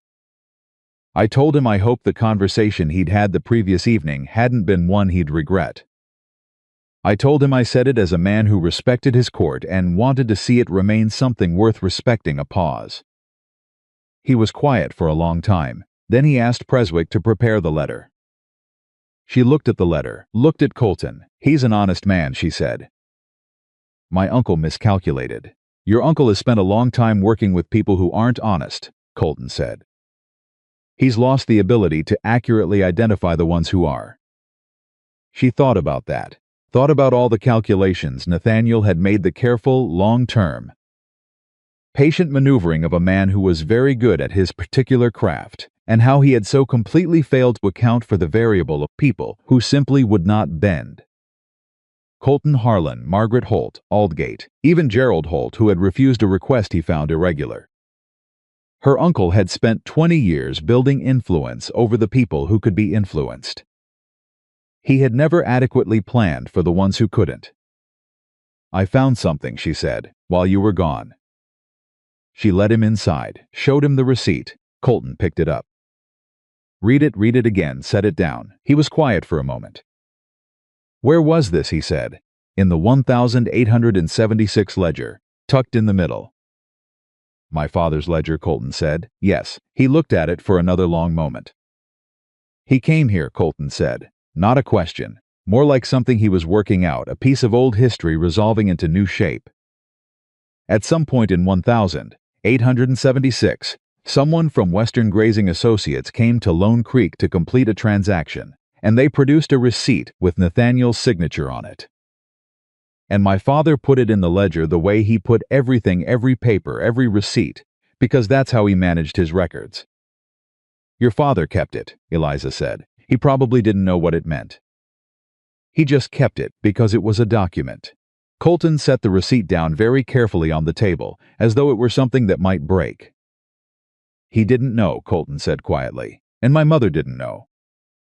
They just kept doing what they'd always done, which was trust the paperwork and trust the people who brought it, and Nathaniel." He stopped. Eliza did not say anything. She understood that there were some things you did not try to speak over. Colton stood there with both hands flat on the table, looking at the receipt, and then he straightened, and his expression settled back into its habitual steadiness. But she saw she was learning his face. She realized. In the way you learned the face of someone whose company you occupied consistently, she saw what was underneath it. 8 years of a particular kind of grief, the kind that comes from injustice rather than loss. The harder kind because it has a target, and the target has a name. "Tomorrow," she said. "Tomorrow," he said. "Judge Carmody. Our documents, Aldgate's testimony, Margaret Holt's testimony." And this she touched the receipt. "This is the one he doesn't know we have." Colton looked at her. You want to hold it. Present it at the hearing. Last, she said. Everything else first, build the case. Let his attorney try to counter and then this. When he thinks he's found the holes and argued them closed. Colton was quiet for a moment. That's how your father would have done it, he said. He said it simply as a statement of fact, and she felt it land in her chest, like something settling into place.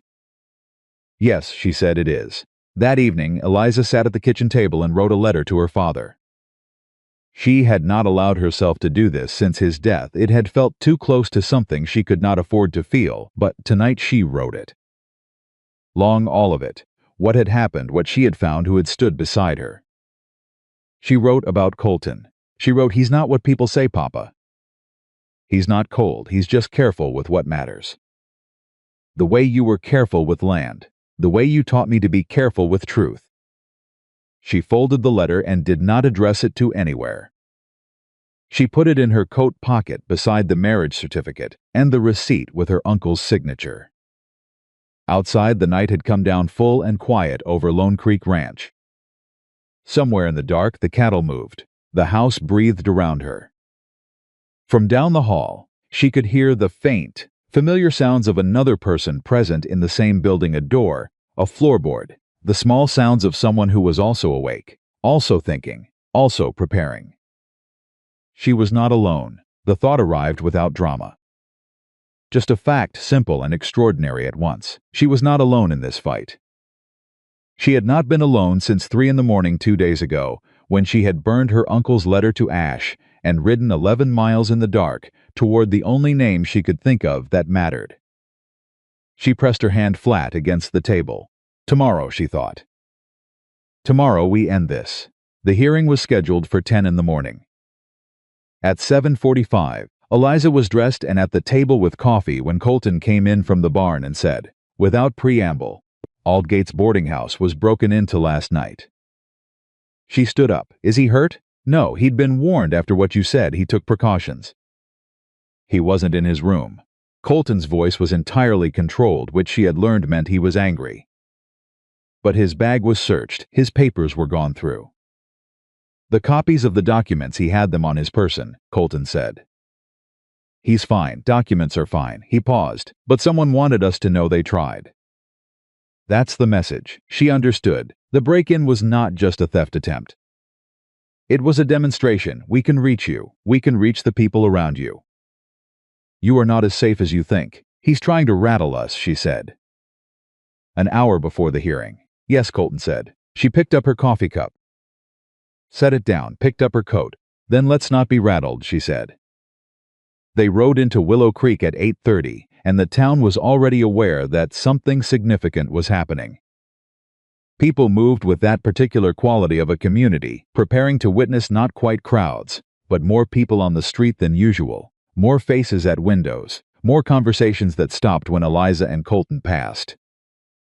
She rode with her back straight and her eyes forward, and the saddlebag containing her father's documents, and the receipt, separately folded, in her inside coat pocket, pressed against her side. Outside the courthouse, Chester Finley stood with 2 men she didn't recognize, his face arranged in the careful blankness of an attorney, before a proceeding. He looked at her as she dismounted. She looked at him. Neither of them said anything. She and Colton walked up the courthouse steps.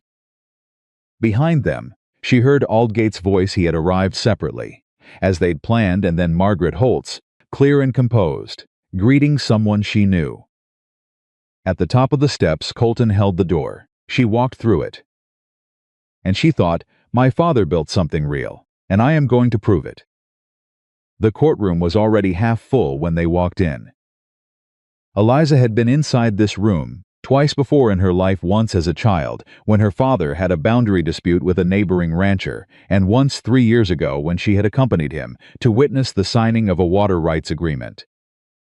Both times the room had felt large and formal in the way of official places, slightly intimidating in the particular way that rooms designed to make decisions about people's lives always were. Today it felt smaller, compressed by the number of bodies in it, by the quality of attention in the air, by the specific tension of a proceeding that everyone present understood was not a routine matter. She walked to the plaintiff's table. She was the respondent to Nathaniel's petition, which meant she sat on the right and set her bag down, and took her seat and did not look at her uncle. She felt him, though. He was already seated at the petitioner's table across the aisle, with Chester Finley beside him and another attorney she didn't recognize on Finley's other side. 3 men at one table, the visual weight of resources, of preparation, of confidence. Colton sat directly behind her in the gallery, close enough that she could have reached back and touched his arm.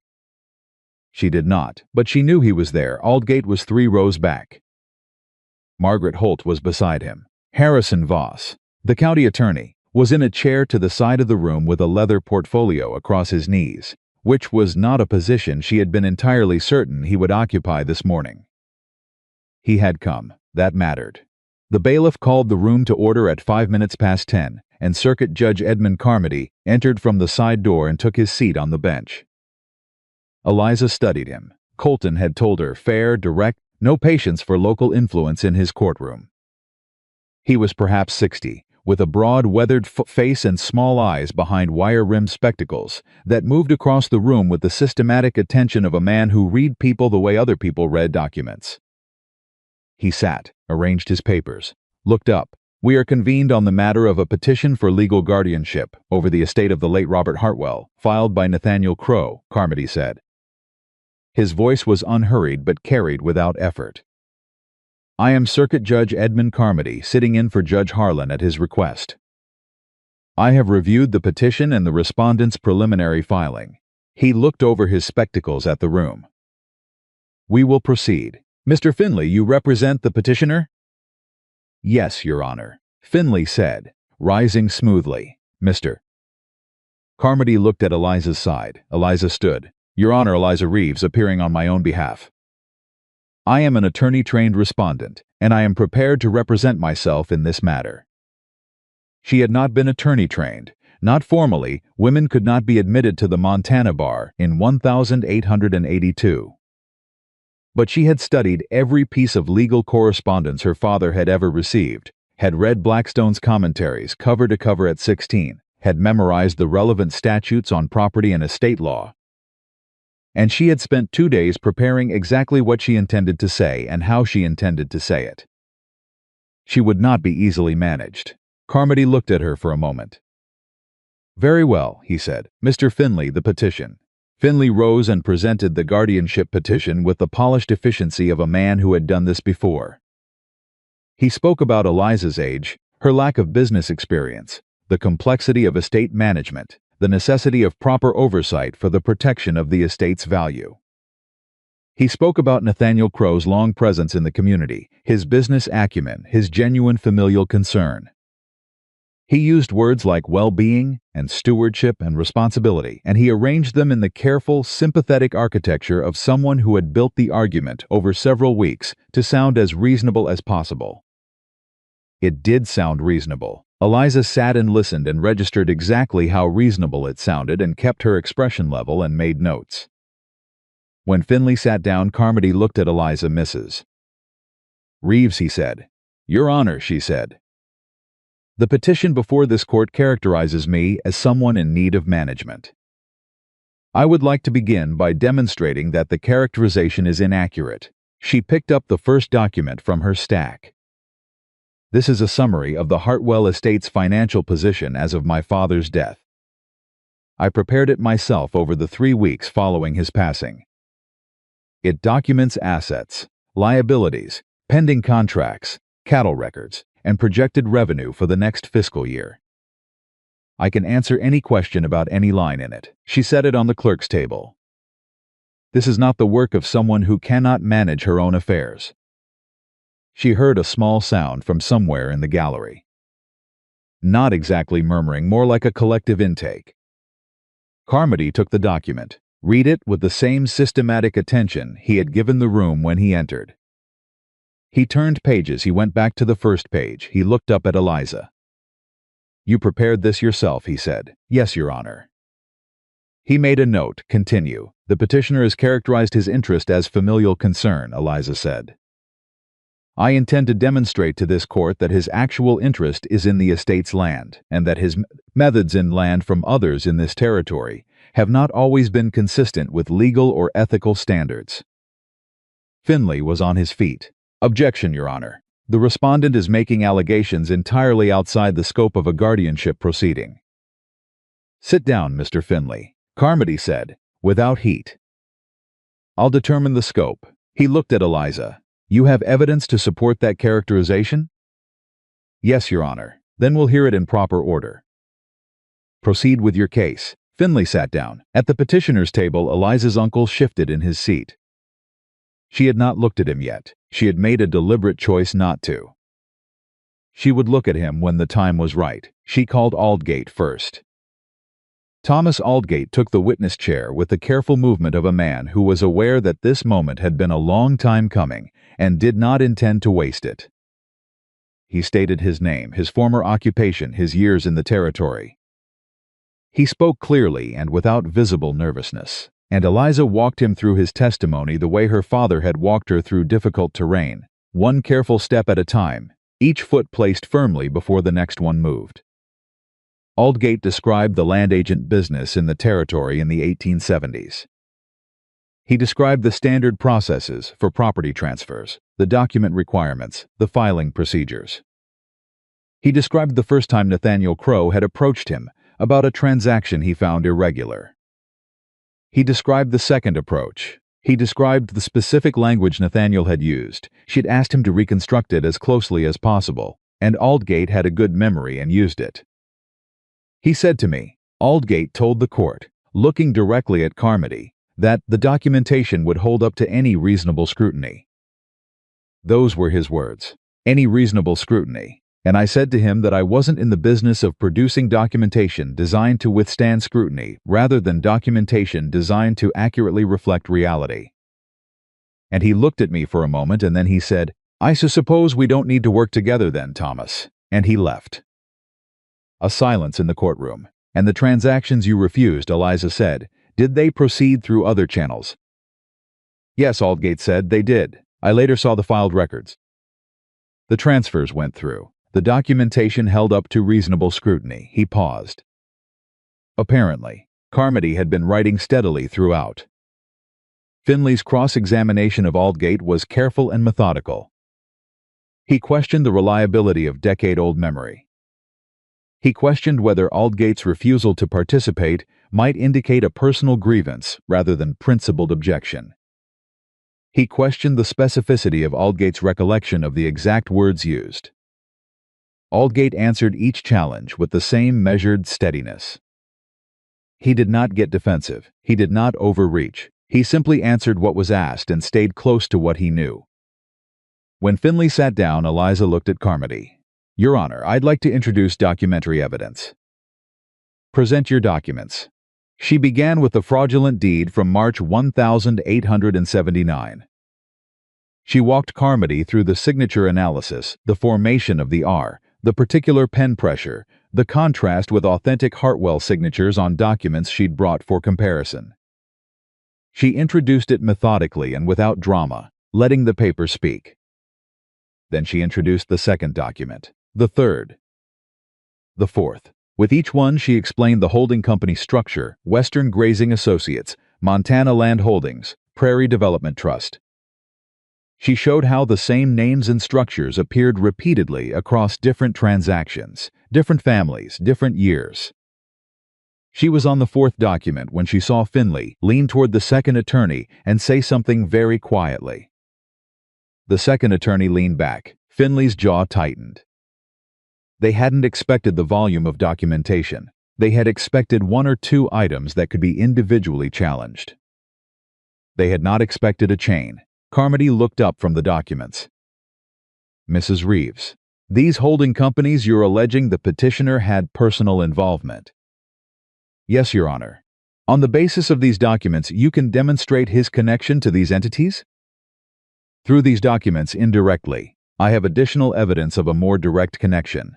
She paused. I'd like to call my next witness first. Margaret Holt took the witness chair with the composed authority of a woman who had been the most socially certain person in any room she'd entered for 30 years. She testified about Nathaniel's late-night visit to her husband. She was precise about the date, the hour, the request. She was precise about Gerald Holt's refusal. "Your husband declined," Carmody said. "He did, Your Honor. He told Mr. Crow that calling a current note under those circumstances would be irregular, and that his bank did not operate on the basis of personal requests of that nature." She folded her hands in her lap. "Gerald takes the integrity of his institution very seriously." "And why are you testifying to this, rather than your husband?" "Gerald is in Billings at a banking conference," Margaret said. "He left 2 days ago. He does not know about this morning's proceeding. I made the decision to testify myself because I believe this court should know what was asked." She paused. "I am prepared to swear to every word of it." From across the aisle, Chester Finley rose smoothly. "Your Honor, with respect, the witness is characterizing a private conversation she was not present for." "She stated her husband relayed it to her," Carmody said. "Hearsay, Your Honor. I'm aware of hearsay, Mr.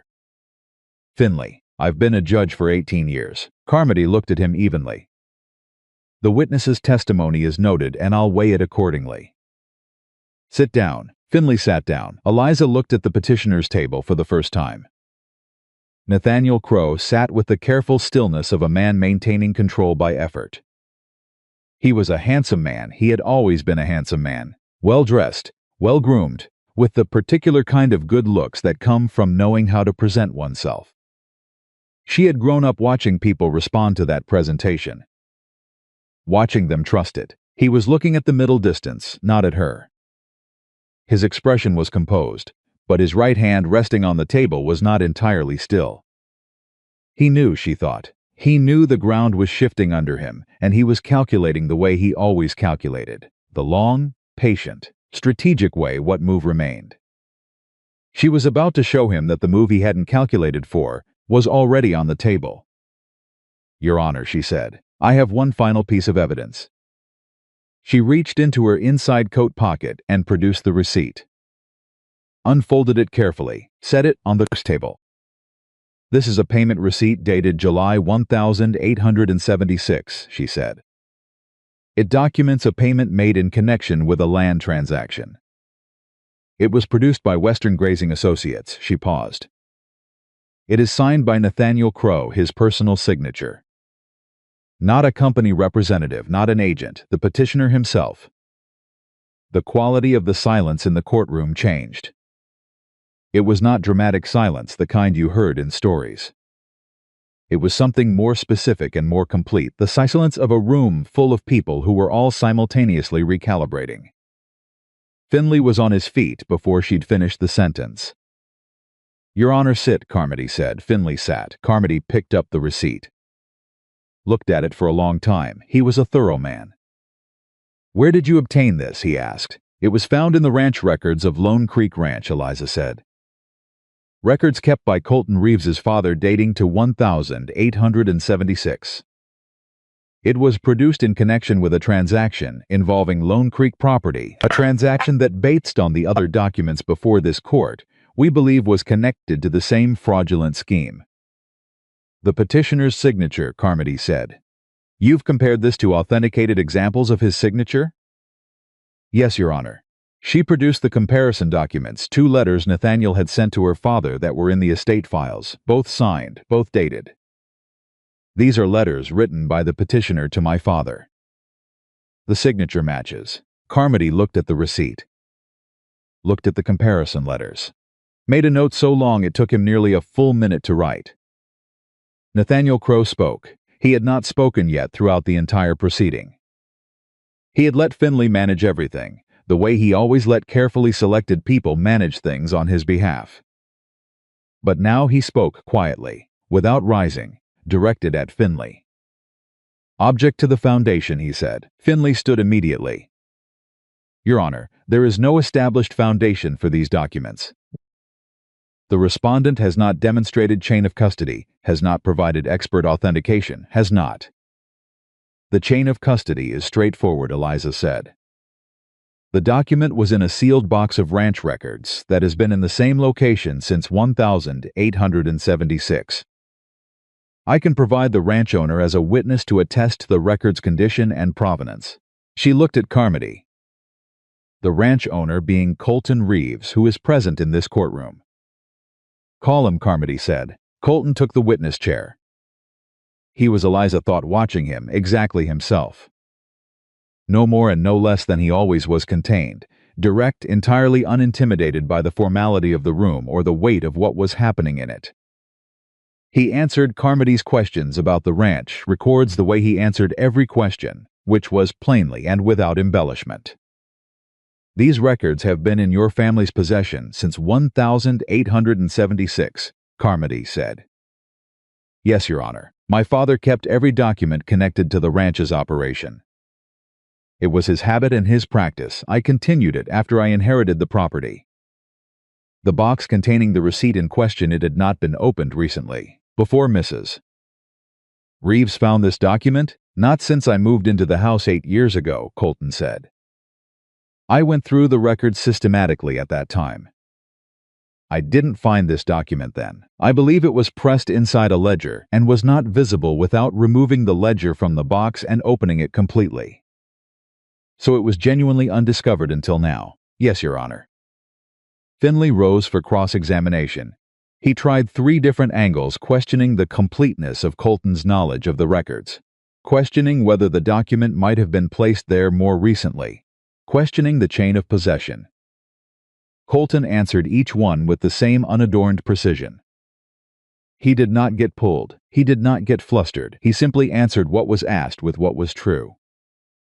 Finley sat down looking like a man who had pushed against a wall and found it more solid than anticipated. Carmody called a 15-minute recess. In the corridor outside the courtroom, Eliza stood with Colton and Voss and said nothing for a full 30 seconds, because sometimes you needed 30 seconds to simply breathe. "He's going to rule in your favor," Voss said quietly. "On the guardianship petition," Eliza said. "Yes. On the petition, certainly." Voss paused. "The broader question is whether he refers the fraud matter for investigation." "Will he?" Colton asked. Voss looked at the courtroom door. "Carmody is not a man who ignores what's in front of him," he said. "And what's in front of him right now is significant." From further down the corridor came the sound of raised voices. Controlled but raised. Eliza turned. Chester Finley had Nathaniel Crow against the wall at the far end of the hallway, and whatever Finley was saying to his client he was saying with the urgent, compressed intensity of an attorney who understood that things had just gone catastrophically sideways and was trying to manage a client who was not taking that news calmly. She could not hear the words. She could see Nathaniel's face. And for the first time in the entire proceeding, the entire 2 days, she saw something in her uncle's expression that she had never seen there before. Not anger, not calculation, not the practiced control of a man who believed he was managing a situation. Fear, real fear, the kind that came from understanding that the ground you had built your life on was no longer solid, and that there was no further maneuver, no remaining strategy, no card left in the hand. She looked at him for a long moment. She had expected to feel something harder at this sight.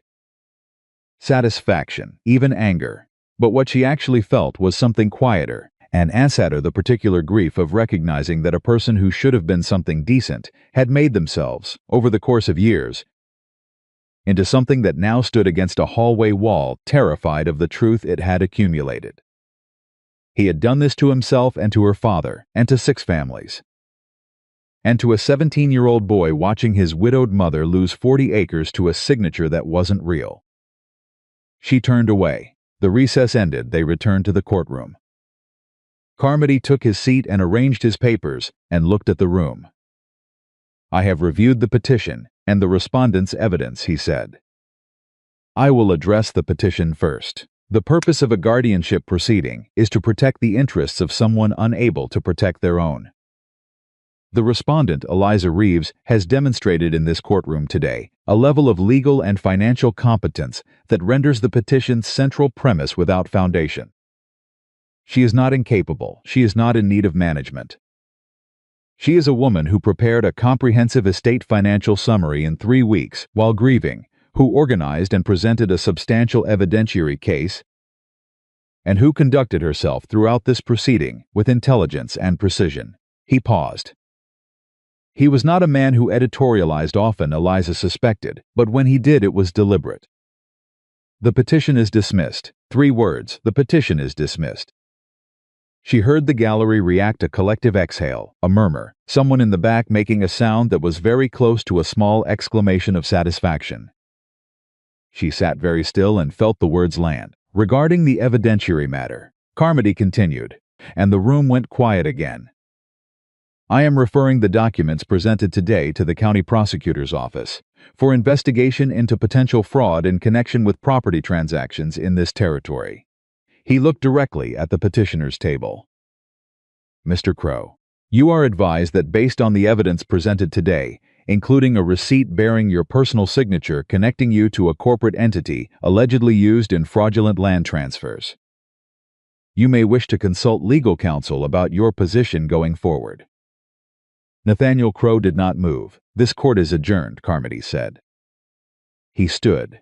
The bailiff called the room to order and Carmody left through the side door, and then the room broke apart into sound and motion. Eliza sat at the respondent's table for a moment and did not move. She put both hands flat on the table, the way she had done at the kitchen table 2 days ago, and she breathed, and she felt the weeks and the days and the hours of it, the grief, the fear, the work. The 2 days of accumulated extraordinary effort moved through her all at once. The petition is dismissed. Voss appeared at her elbow. I'll begin the formal referral process this afternoon, he said quietly. The prosecutor's office will want all the original documents. You'll need to provide them. I know, she said. I'll have them ready. This will take time, he said. An investigation like this, months, possibly more. I know that too, she said, but it will happen. Yes, Voss said. I believe it will, he paused. Your father would be. I knew Robert Hartwell for 15 years. He would be proud. She looked up at him. Thank you, she said. Voss nodded and stepped away. Margaret Holt was there next, composed as always, but with something warm and genuine underneath it, pressing Eliza's hand briefly between both of her own. Well done, she said simply. Then she too stepped away. Aldgate found her last. He stood in front of her and looked at her with the expression of a man who had set down something heavy and was still adjusting to the new weight of his own body without it. 7 years, he said. I know, she said. Your father deserved better than what happened to him. Yes, she said, he did. Aldgate nodded. His eyes were bright in the way of older men who have given themselves permission finally to feel something they'd been holding back for a long time. He turned and walked toward the door. Eliza stood. She turned around. Colton was still in his seat in the gallery. He was the only one who hadn't moved, hadn't come forward, hadn't spoken. He sat there watching her with those careful dark eyes, and he didn't say anything. She walked to him. She stood in front of him and looked at him, and for a long moment neither of them said a word, because some things did not have words that were adequate to them, and both of them were honest enough to know it. Then Eliza said, She would be proud of you too, your mother. And something happened to Colton Reeves's face. It was not dramatic. It was not the kind of thing that would have been visible from across a room. But she was close enough to see it, the shift in the thing he kept so carefully controlled, the movement behind the steadiness, something that had been locked for 8 years and was now, in the aftermath of this morning, just barely loosened. His jaw moved. He looked at the floor for a moment. Then he looked back up at her. Yes, he said. His voice was very quiet. I think she would. And then, from the petitioner's table from the far side of the now largely empty courtroom, came Nathaniel Crow's voice. She had not expected him to speak to her. She had half expected him to be gone already, removed by Finley's management of the situation, folded away to deal with what was coming in private. But he was still there. Finley was beside him, hand on his arm, saying something urgent in a very low voice. And Nathaniel was not listening to Finley. He was looking at Eliza across the empty room. You think this is over, he said. His voice was steady. Composed. The fear she had seen in the hallway was tucked back behind the performance, but it was still there. She could see it now because she knew to look for it. She looked at him directly. It's over for me, she said. The petition is dismissed. What comes next is between you and the prosecutor's office. Investigations take time, Nathaniel said, years. And I have resources and attorneys and Uncle, Eliza said. The word stopped him. It was the first time she had addressed him that way in the entire proceeding. She said it quietly, without heat, and it landed in the room with a particular weight that she had not entirely anticipated. You spent 20 years building something, she said. And you spent it on this, on taking what belonged to other people. She looked at him steadily. I don't know what my father's land was supposed to give you that you didn't already have. I don't know what 40 acres of Lone Creek grassland was worth to you compared to what it cost you to take it. She paused. But I know what it cost everyone else. Nathaniel stared at her. Finley said, We need to go, Nathaniel. After a moment, Nathaniel Crow looked away from her. He stood. He picked up his hat from the table. He walked toward the door with Finley beside him, and he did not look back.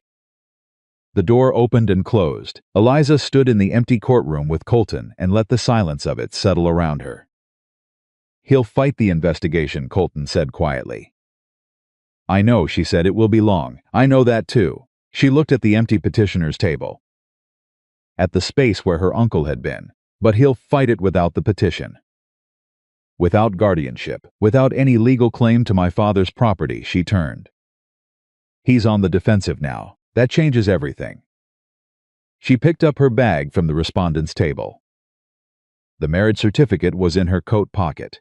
The receipt was there too, now returned to her by the court clerk after Carmody had examined it.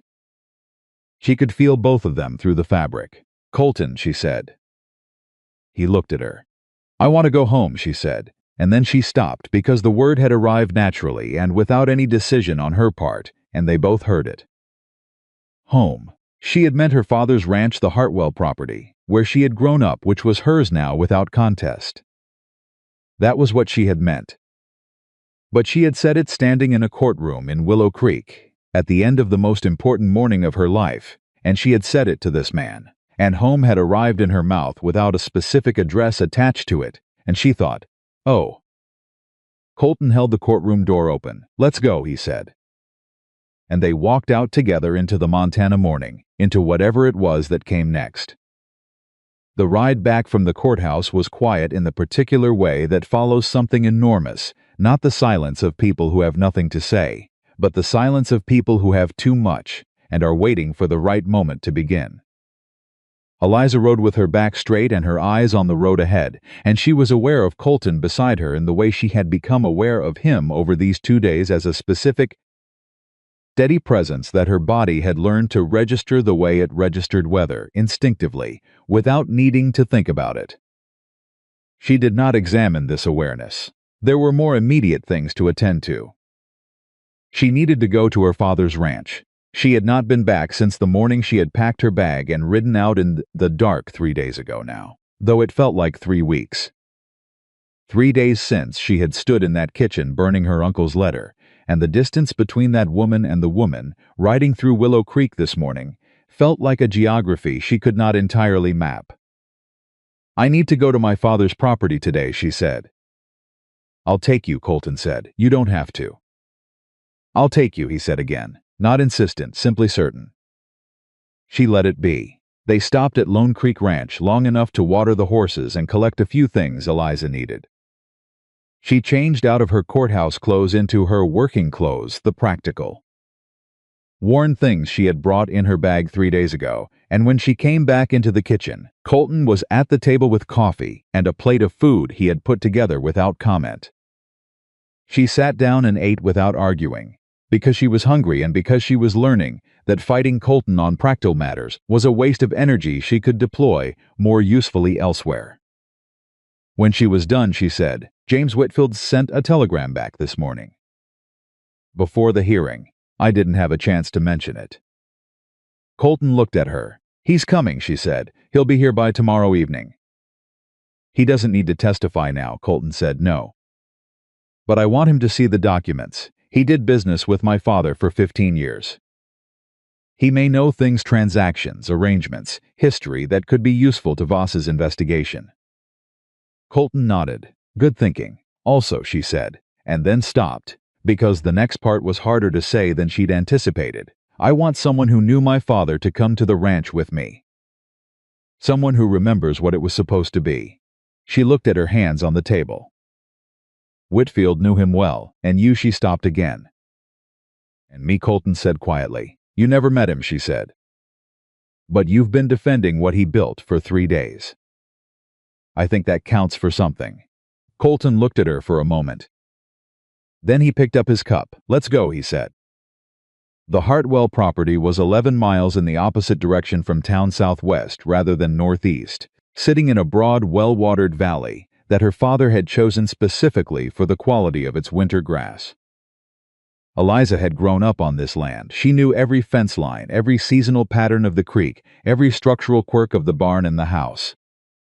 She knew it the way you knew a person, not just their surface, but their moods, their particular tendencies, the way they behaved under stress.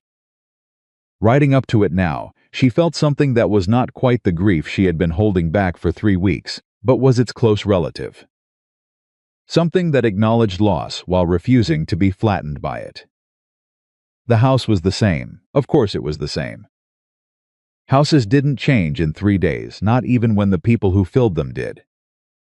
She dismounted at the gate and stood looking at it for a moment. Colton dismounted beside her and also looked at it and said nothing, which was exactly the right response. She opened the gate and walked in. She went through the house room by room. Not frantically, not with the urgent search of someone looking for something specific, but deliberately, the way you walked through a place you were reclaiming, putting your presence back into it, reasserting your right to be there. She opened windows. She checked the kitchen stores. She went to her father's office and stood in the doorway and looked at his desk, the same papers on it that had been there the morning he died, still undisturbed, because she had been the only one with access, and she had not been able to bring herself to move them yet. She crossed to the desk and sat down in her father's chair. She put her hands on the armrests where his hands had rested for 30 years. All right, Papa, she said quietly. I'm here. She sat there for a long moment. Then she stood and went to find Colton, who was in the barn doing a quiet, unsolicited assessment of the cattle records she had left there, the practical, unsentimental attention of a working rancher who understood what needed tending. He looked up when she came in. There are 3 fences on the east boundary that need work before winter, he said. I know, she said. I made a note of it before my father died. We hadn't gotten to them yet. I can send 2 of my men over next week. She looked at him. You don't have to do that, she said. I know I don't have to, he said. She looked at him for a long considering moment. He returned her gaze steadily, the way he returned everything without performance, without maneuvering, without trying to shape her response. Colton, she said, we need to talk about what happens now. He set down the cattle record he was holding. Yes, he said. We do. They sat on the low fence at the edge of the barnyard, side by side, looking out at the east pasture, where 3 of her father's cattle were grazing with the serene indifference of animals who had entirely failed to notice that the world had changed. The petition is dismissed, she said. The immediate threat is gone. The investigation will take time, but Voss is competent and Carmody's referral gives it proper standing. She paused. The legal reason we married no longer exists. No, Colton said. It doesn't. A silence. I want you to know, Eliza said carefully, that I meant what I said when I came to your door 3 days ago. About a clear and honest agreement, about not making claims. She kept her eyes on the pasture. I understand that what you did was extraordinary. I understand that most people would not have done it. And I don't intend to hold you to something you did out of. Eliza, he said. She stopped. He was looking at the pasture too. His profile, close enough that she could see the slight tension in his jaw, the careful way he was choosing what came next.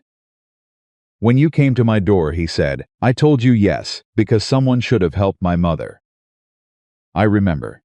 That was true, he said. It was true and it was the right reason, and I don't regret it. He paused. It was also not the only reason. She turned to look at him. He was quiet for a moment, with the particular quality of a man who is accustomed to living inside silence and is now making a deliberate choice to speak from it. I've been alone a long time, he said, not unhappily. I want to be clear about that I wasn't sitting on that ranch waiting to be rescued from my own life. I made choices and I was at peace with them." Another pause. "But you rode in at 4 in the morning, and you sat across my kitchen table, and you looked at me like I was exactly the person you needed, and you weren't wrong." He stopped. "I noticed that you weren't wrong." Eliza was quiet. "I don't know what this is," Colton said. "I'm not a man who claims to know things before he knows them. But I know that I don't want to end it because the legal necessity is over." He looked at her for the first time in this conversation, directly, the way he always looked at things he was being honest about. That's the truth of it. She held his gaze. She thought about riding 11 miles in the dark toward a name she trusted. She thought about him saying yes before she finished asking. She thought about 3 days of working alongside someone who matched her step for step without being asked, who noticed when she hadn't eaten, who found her father's receipt in a box and understood immediately what it meant, who sat in a courtroom behind her and whose presence she could feel without turning around. She thought about the word home arriving in her mouth without a specific address. "I'm not the easiest person to be around," she said. "I noticed," he said. And there it was again, not quite a smile, but the same neighborhood. Warmer this time. "I have strong opinions about ranch management. I gathered that from the cattle records. I'll want to maintain my father's property independently. I'd expect nothing else." She looked at him. "You're very calm about all of this." "I'm calm about most things," he said. "It's not the same as not caring." She thought about that. About the distinction between the surface of a thing and its content.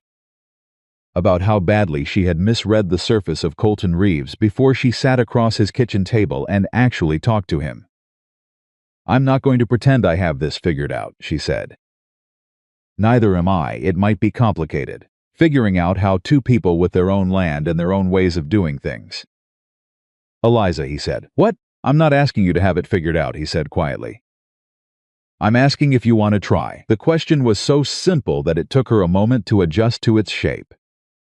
She had been prepared for complexity, for negotiation, for the careful mapping of terms and conditions. She had not been prepared for something that arrived this plainly. She looked at the east pasture, at the cattle moving slowly through the grass. At her father's land, which was hers now, clear and free and belonging entirely to itself. "Yes," she said, just the one word. She said it the way he had said it 3 mornings ago across a kitchen table, without preamble, without condition. His breath shifted beside her, barely, just enough. "All right then," he said. And somehow that the simplicity of it, the two of them sitting on a fence at the edge of a barnyard on a Thursday morning in late summer, saying yes to something they didn't have a full name for yet, was the most significant conversation of either of their lives. They were still working through the ranch records when James Whitfield arrived the following evening. Eliza had forgotten, in the press of the preceding days, how much Whitfield had simply loved her father.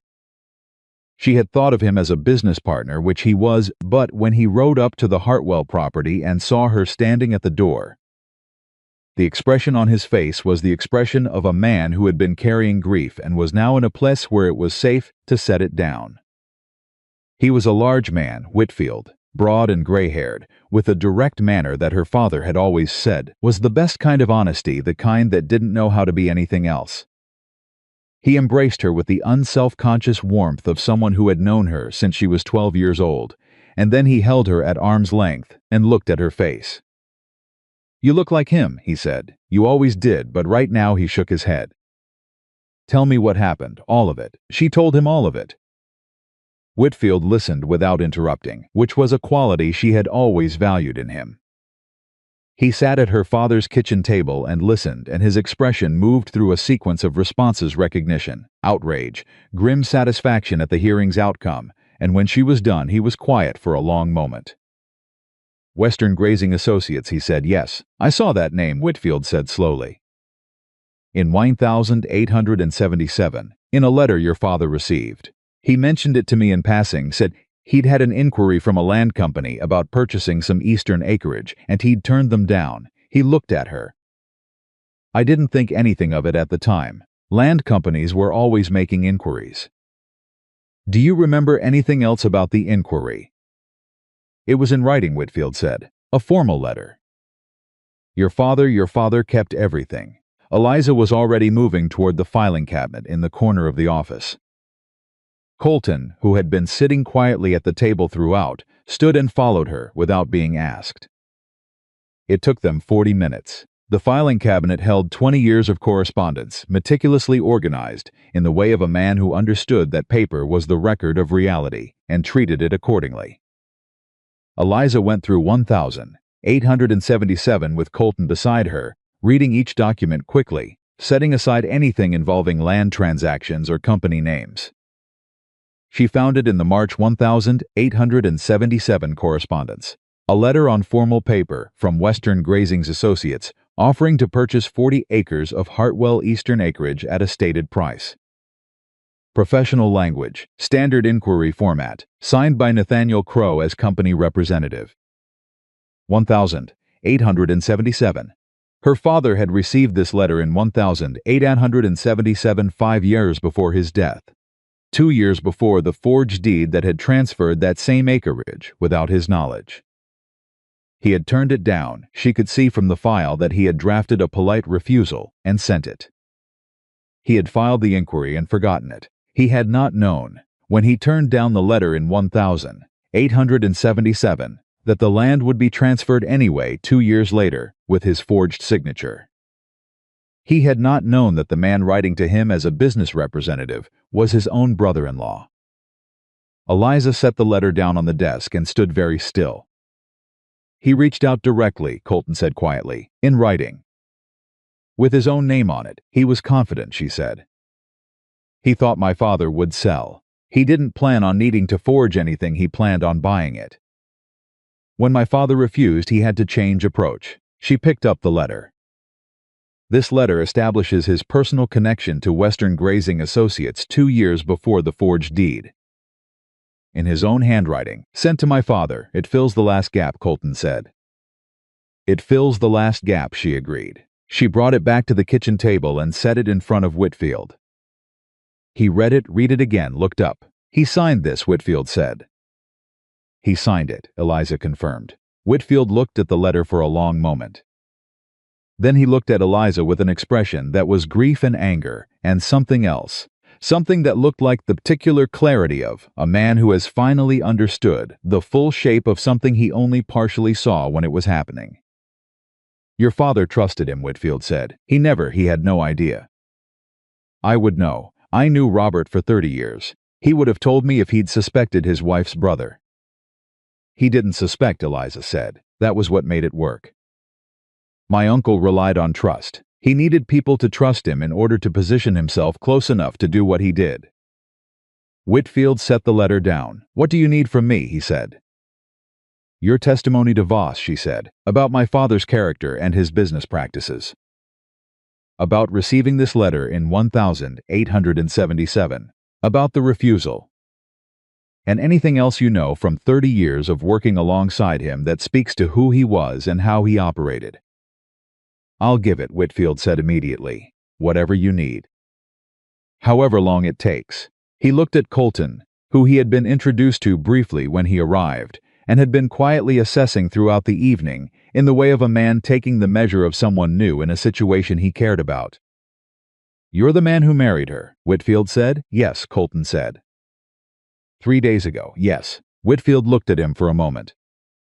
The assessment was direct and uncomplicated, an older man looking at a younger one across a kitchen table, deciding what he thought. Robert would have wanted someone in her corner, Whitfield said finally. He used to worry about that. He told me once that the only thing that frightened him about leaving her the ranch was the idea that she'd be fighting it alone. Colton looked at him steadily. She wasn't alone, he said simply. Whitfield nodded once. The matter was apparently settled to his satisfaction. The investigation that followed was, as Voss had predicted, long. Months unfolded into the fall and then the winter, and Eliza learned something about the particular pace of legal processes, the way they moved in institutional time rather than human time, the way patience was not optional but mandatory. the way the work of justice was often unglamorous and slow and required the sustained attention of people who were willing to keep pushing even when the momentum felt gone. She pushed. She provided documents, testified to the county prosecutor, organized evidence into formats that Voss's office could use, tracked down additional records that the investigation needed. She did it alongside running her father's ranch, which she had taken back full possession of the week after the hearing, and was running with a systematic, focused competence that she suspected would have made her father quietly proud. Nathaniel Crowe hired 3 attorneys. He challenged the admissibility of documents. He filed motions and counterclaims and procedural objections.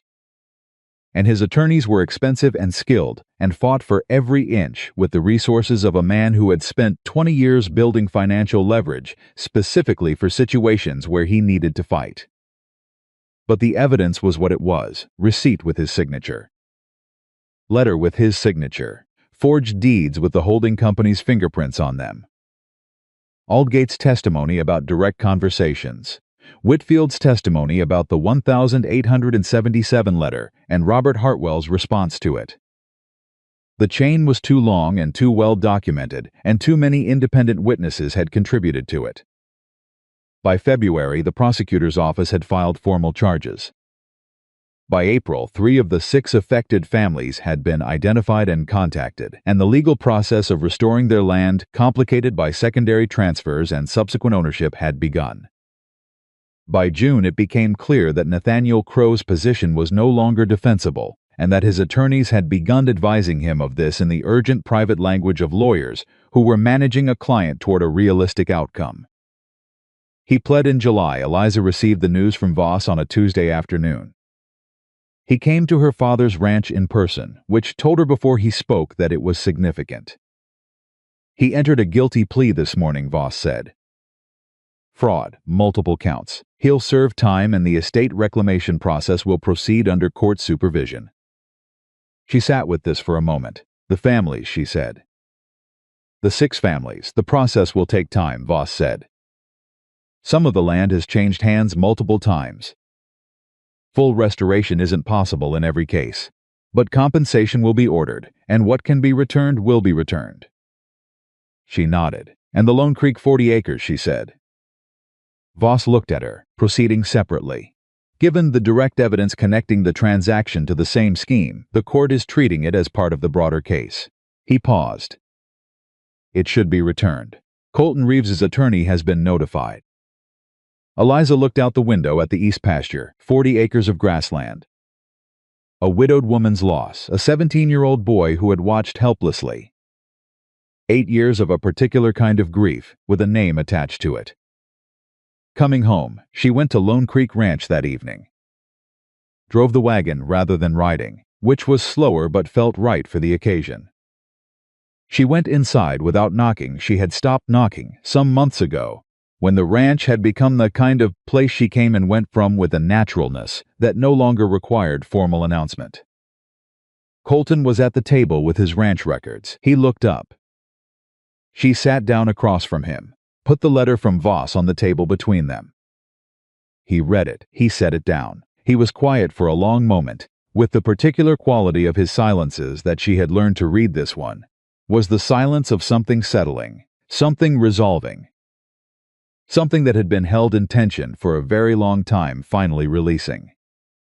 It's done, she said. Almost, he said. The process. I know the process will take time, she said, but the outcome is determined. He pled. The court is moving. She looked at him steadily. It's done, Colton. He looked at the letter, then he looked at her. And she saw it again, what she had seen in the courtroom, the thing behind the steadiness, the thing he kept so carefully controlled. It was more visible now than it had been then. She had learned his face well enough by now to read what was moving through it. She deserved better, he said quietly. She deserved someone who showed up. Someone did show up, Eliza said. It took 8 years, but someone showed up. He looked at her. You showed up, he said. She held his gaze. We showed up, she said, together. That's how it worked. He was quiet for a moment more. Then he reached across the table and covered her hand with his. It was the first time he had done this without the purpose of practical assistance, not helping her down from a horse, not a formal gesture. Just his hand over hers on the table because he wanted it there. She turned her hand over and let her fingers close around his. They sat like that for a while, in the comfortable, specific quiet of two people who had built something real between them over the course of an extraordinary few months, and were not in any hurry to fill the silence with words it didn't need. Outside, the summer evening moved over the Montana grassland, warm and long and unhurried. There were still things to work out. There would always, Eliza suspected, be things to work out two people with their own land, their own strong convictions about how ranches should be run and decisions should be made. Did not merge into simplicity simply because they had decided to try. She knew that. She was not a woman who confused the desire for something with the ease of it. But she was also her father's daughter, and her father had always said that the most valuable things required the most sustained attention. That the land that gave the most was the land you showed up for every single day, through drought and frost and everything ordinary in between. She intended to show up. The following spring, on a Thursday morning in May, Eliza Hartwell Reeves opened the formal deed to the Hartwell property, reconfirmed, recertified, held in her name without qualification or challenge, and spread it out on the kitchen table at Lone Creek Ranch, which had become by then, in the organic way of things that happened gradually, and then all at once, the place she started most of her mornings. She looked at the deed, at her name on it in the county recorder's careful script, at the legal description of the land her father had built, and that she had fought for, and that no one was ever going to take from her. Colton came in from the barn and poured coffee and looked at the document over her shoulder and said nothing, because he understood that some moments were complete without commentary. Then he set a cup beside her and went to the door and said, "The East Fence crew is here." "Tell them I'll be out in 5 minutes," she said. "You've got 3, he said. "The northwest pasture needs moving by noon." She looked up at him with an expression that was not quite exasperation and not quite amusement, and was somewhere between the two, which was a place she spent a fair amount of time when she was looking at Colton Reeves. He looked back at her with the thing that had stopped being almost a smile sometime in the fall, and had become simply a smile, quiet and specific and entirely his own. She folded the deed and put it in the inside pocket of her work coat, next to the place where she had once carried a marriage certificate and a receipt with her uncle's signature and a letter she had written to her dead father, in the dark. She stood up. She picked up her coffee. She walked out the door and into the morning. She was her father's daughter. She was her own woman. She was the co-owner of a working partnership that encompassed 2 ranches and 1 marriage, and a shared history built in 3 extraordinary days, and everything that had followed the months of legal work, the slow return of justice, the gradual and unannounced arrival of something neither of them had expected to find. She was not running. She had not been running since Qu said yes across a kitchen table and reminded her, without saying the words, that being strong enough to fight alone and choosing to stand with someone else were not the same thing, and that the second one, chosen freely between 2 people who had earned each other's trust, was not weakness.